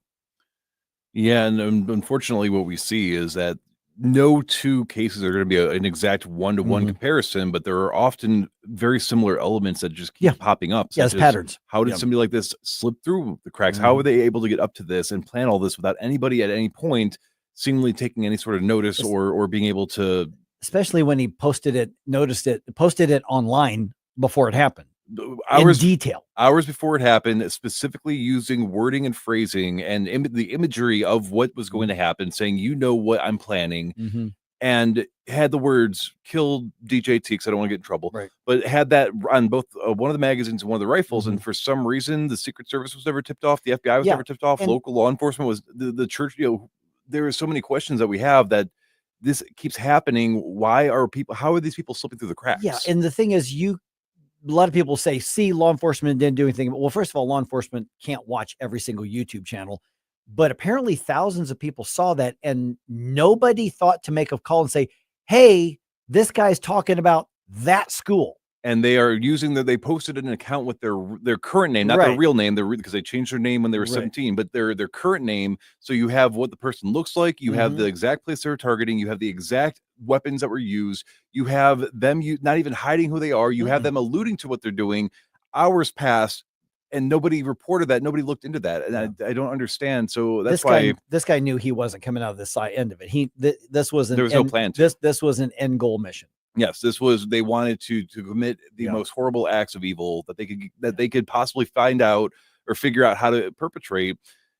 And it's a matter of, we need more good in the world. We need to, and if we can learn from these, we can make sure we can't go back and undo that, but we can potentially save the kids in this area. Well, and that's why we hit this so hard on this. Okay, so that's the end of my say on that this week. Don't forget, Flashback Friday. Oh, Flashback coming Friday. Up, so the deadline to get your request in, though, is, I would say, preferably in a few hours, unless you can. And it's got to be the most catchy, cheesy 80s stuff. It doesn't Something have to be. It does. It has to annoy Mike into telling us why his nickname's Cadillac, because I did not know. Oh, yeah. Somebody did ask that. Yeah, and I was like, oh, I forgot about that. That's right. Yeah, because there are baseball names.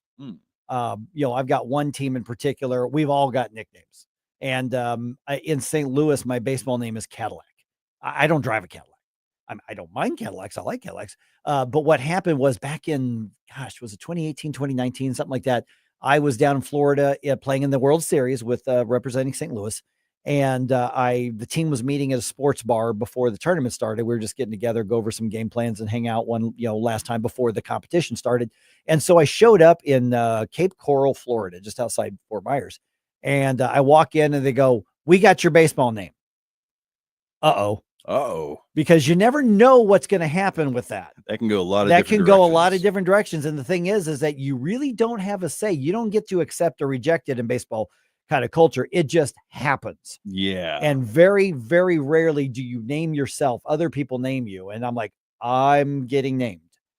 And so I'm like, okay, well, what is it? And they said Cadillac. And I went, all right, I can live with that. I said, okay, I'm curious why. Now, obviously, I wear my hair a little longer than most media people do around here. And they said, man, we can just picture you in a drop down convertible classic car with the wind going through your hair with all that hair. That just seems like a guy in a Cadillac. Those aviator sunglasses, going through the sunset. And you know what? I said, I got lucky. Yes, there are. I got that is lucky. not the worst name you could have It gotten. could be worse. I'm telling you. Go ask Teabag. It could be worse. So maybe we need to have a segment of what are the worst nicknames you've gotten oh that my you couldn't goodness. shake. Well, yeah, but I mean, and so that was what happened. And like, for instance, that team, the version of that team became what's now my 53 and over team. And we're actually playing Tuesday. Our playoffs are happening we're going to be in Edwardsville up at Plumbers Park. So if you want to see me, Cadillac, you want to see Bubba and Pimp and Biscuit and Squirrel and everybody else, Juice, and you can see all of us. We're all going to be there at Plumber Park in Edwardsville on Tuesday.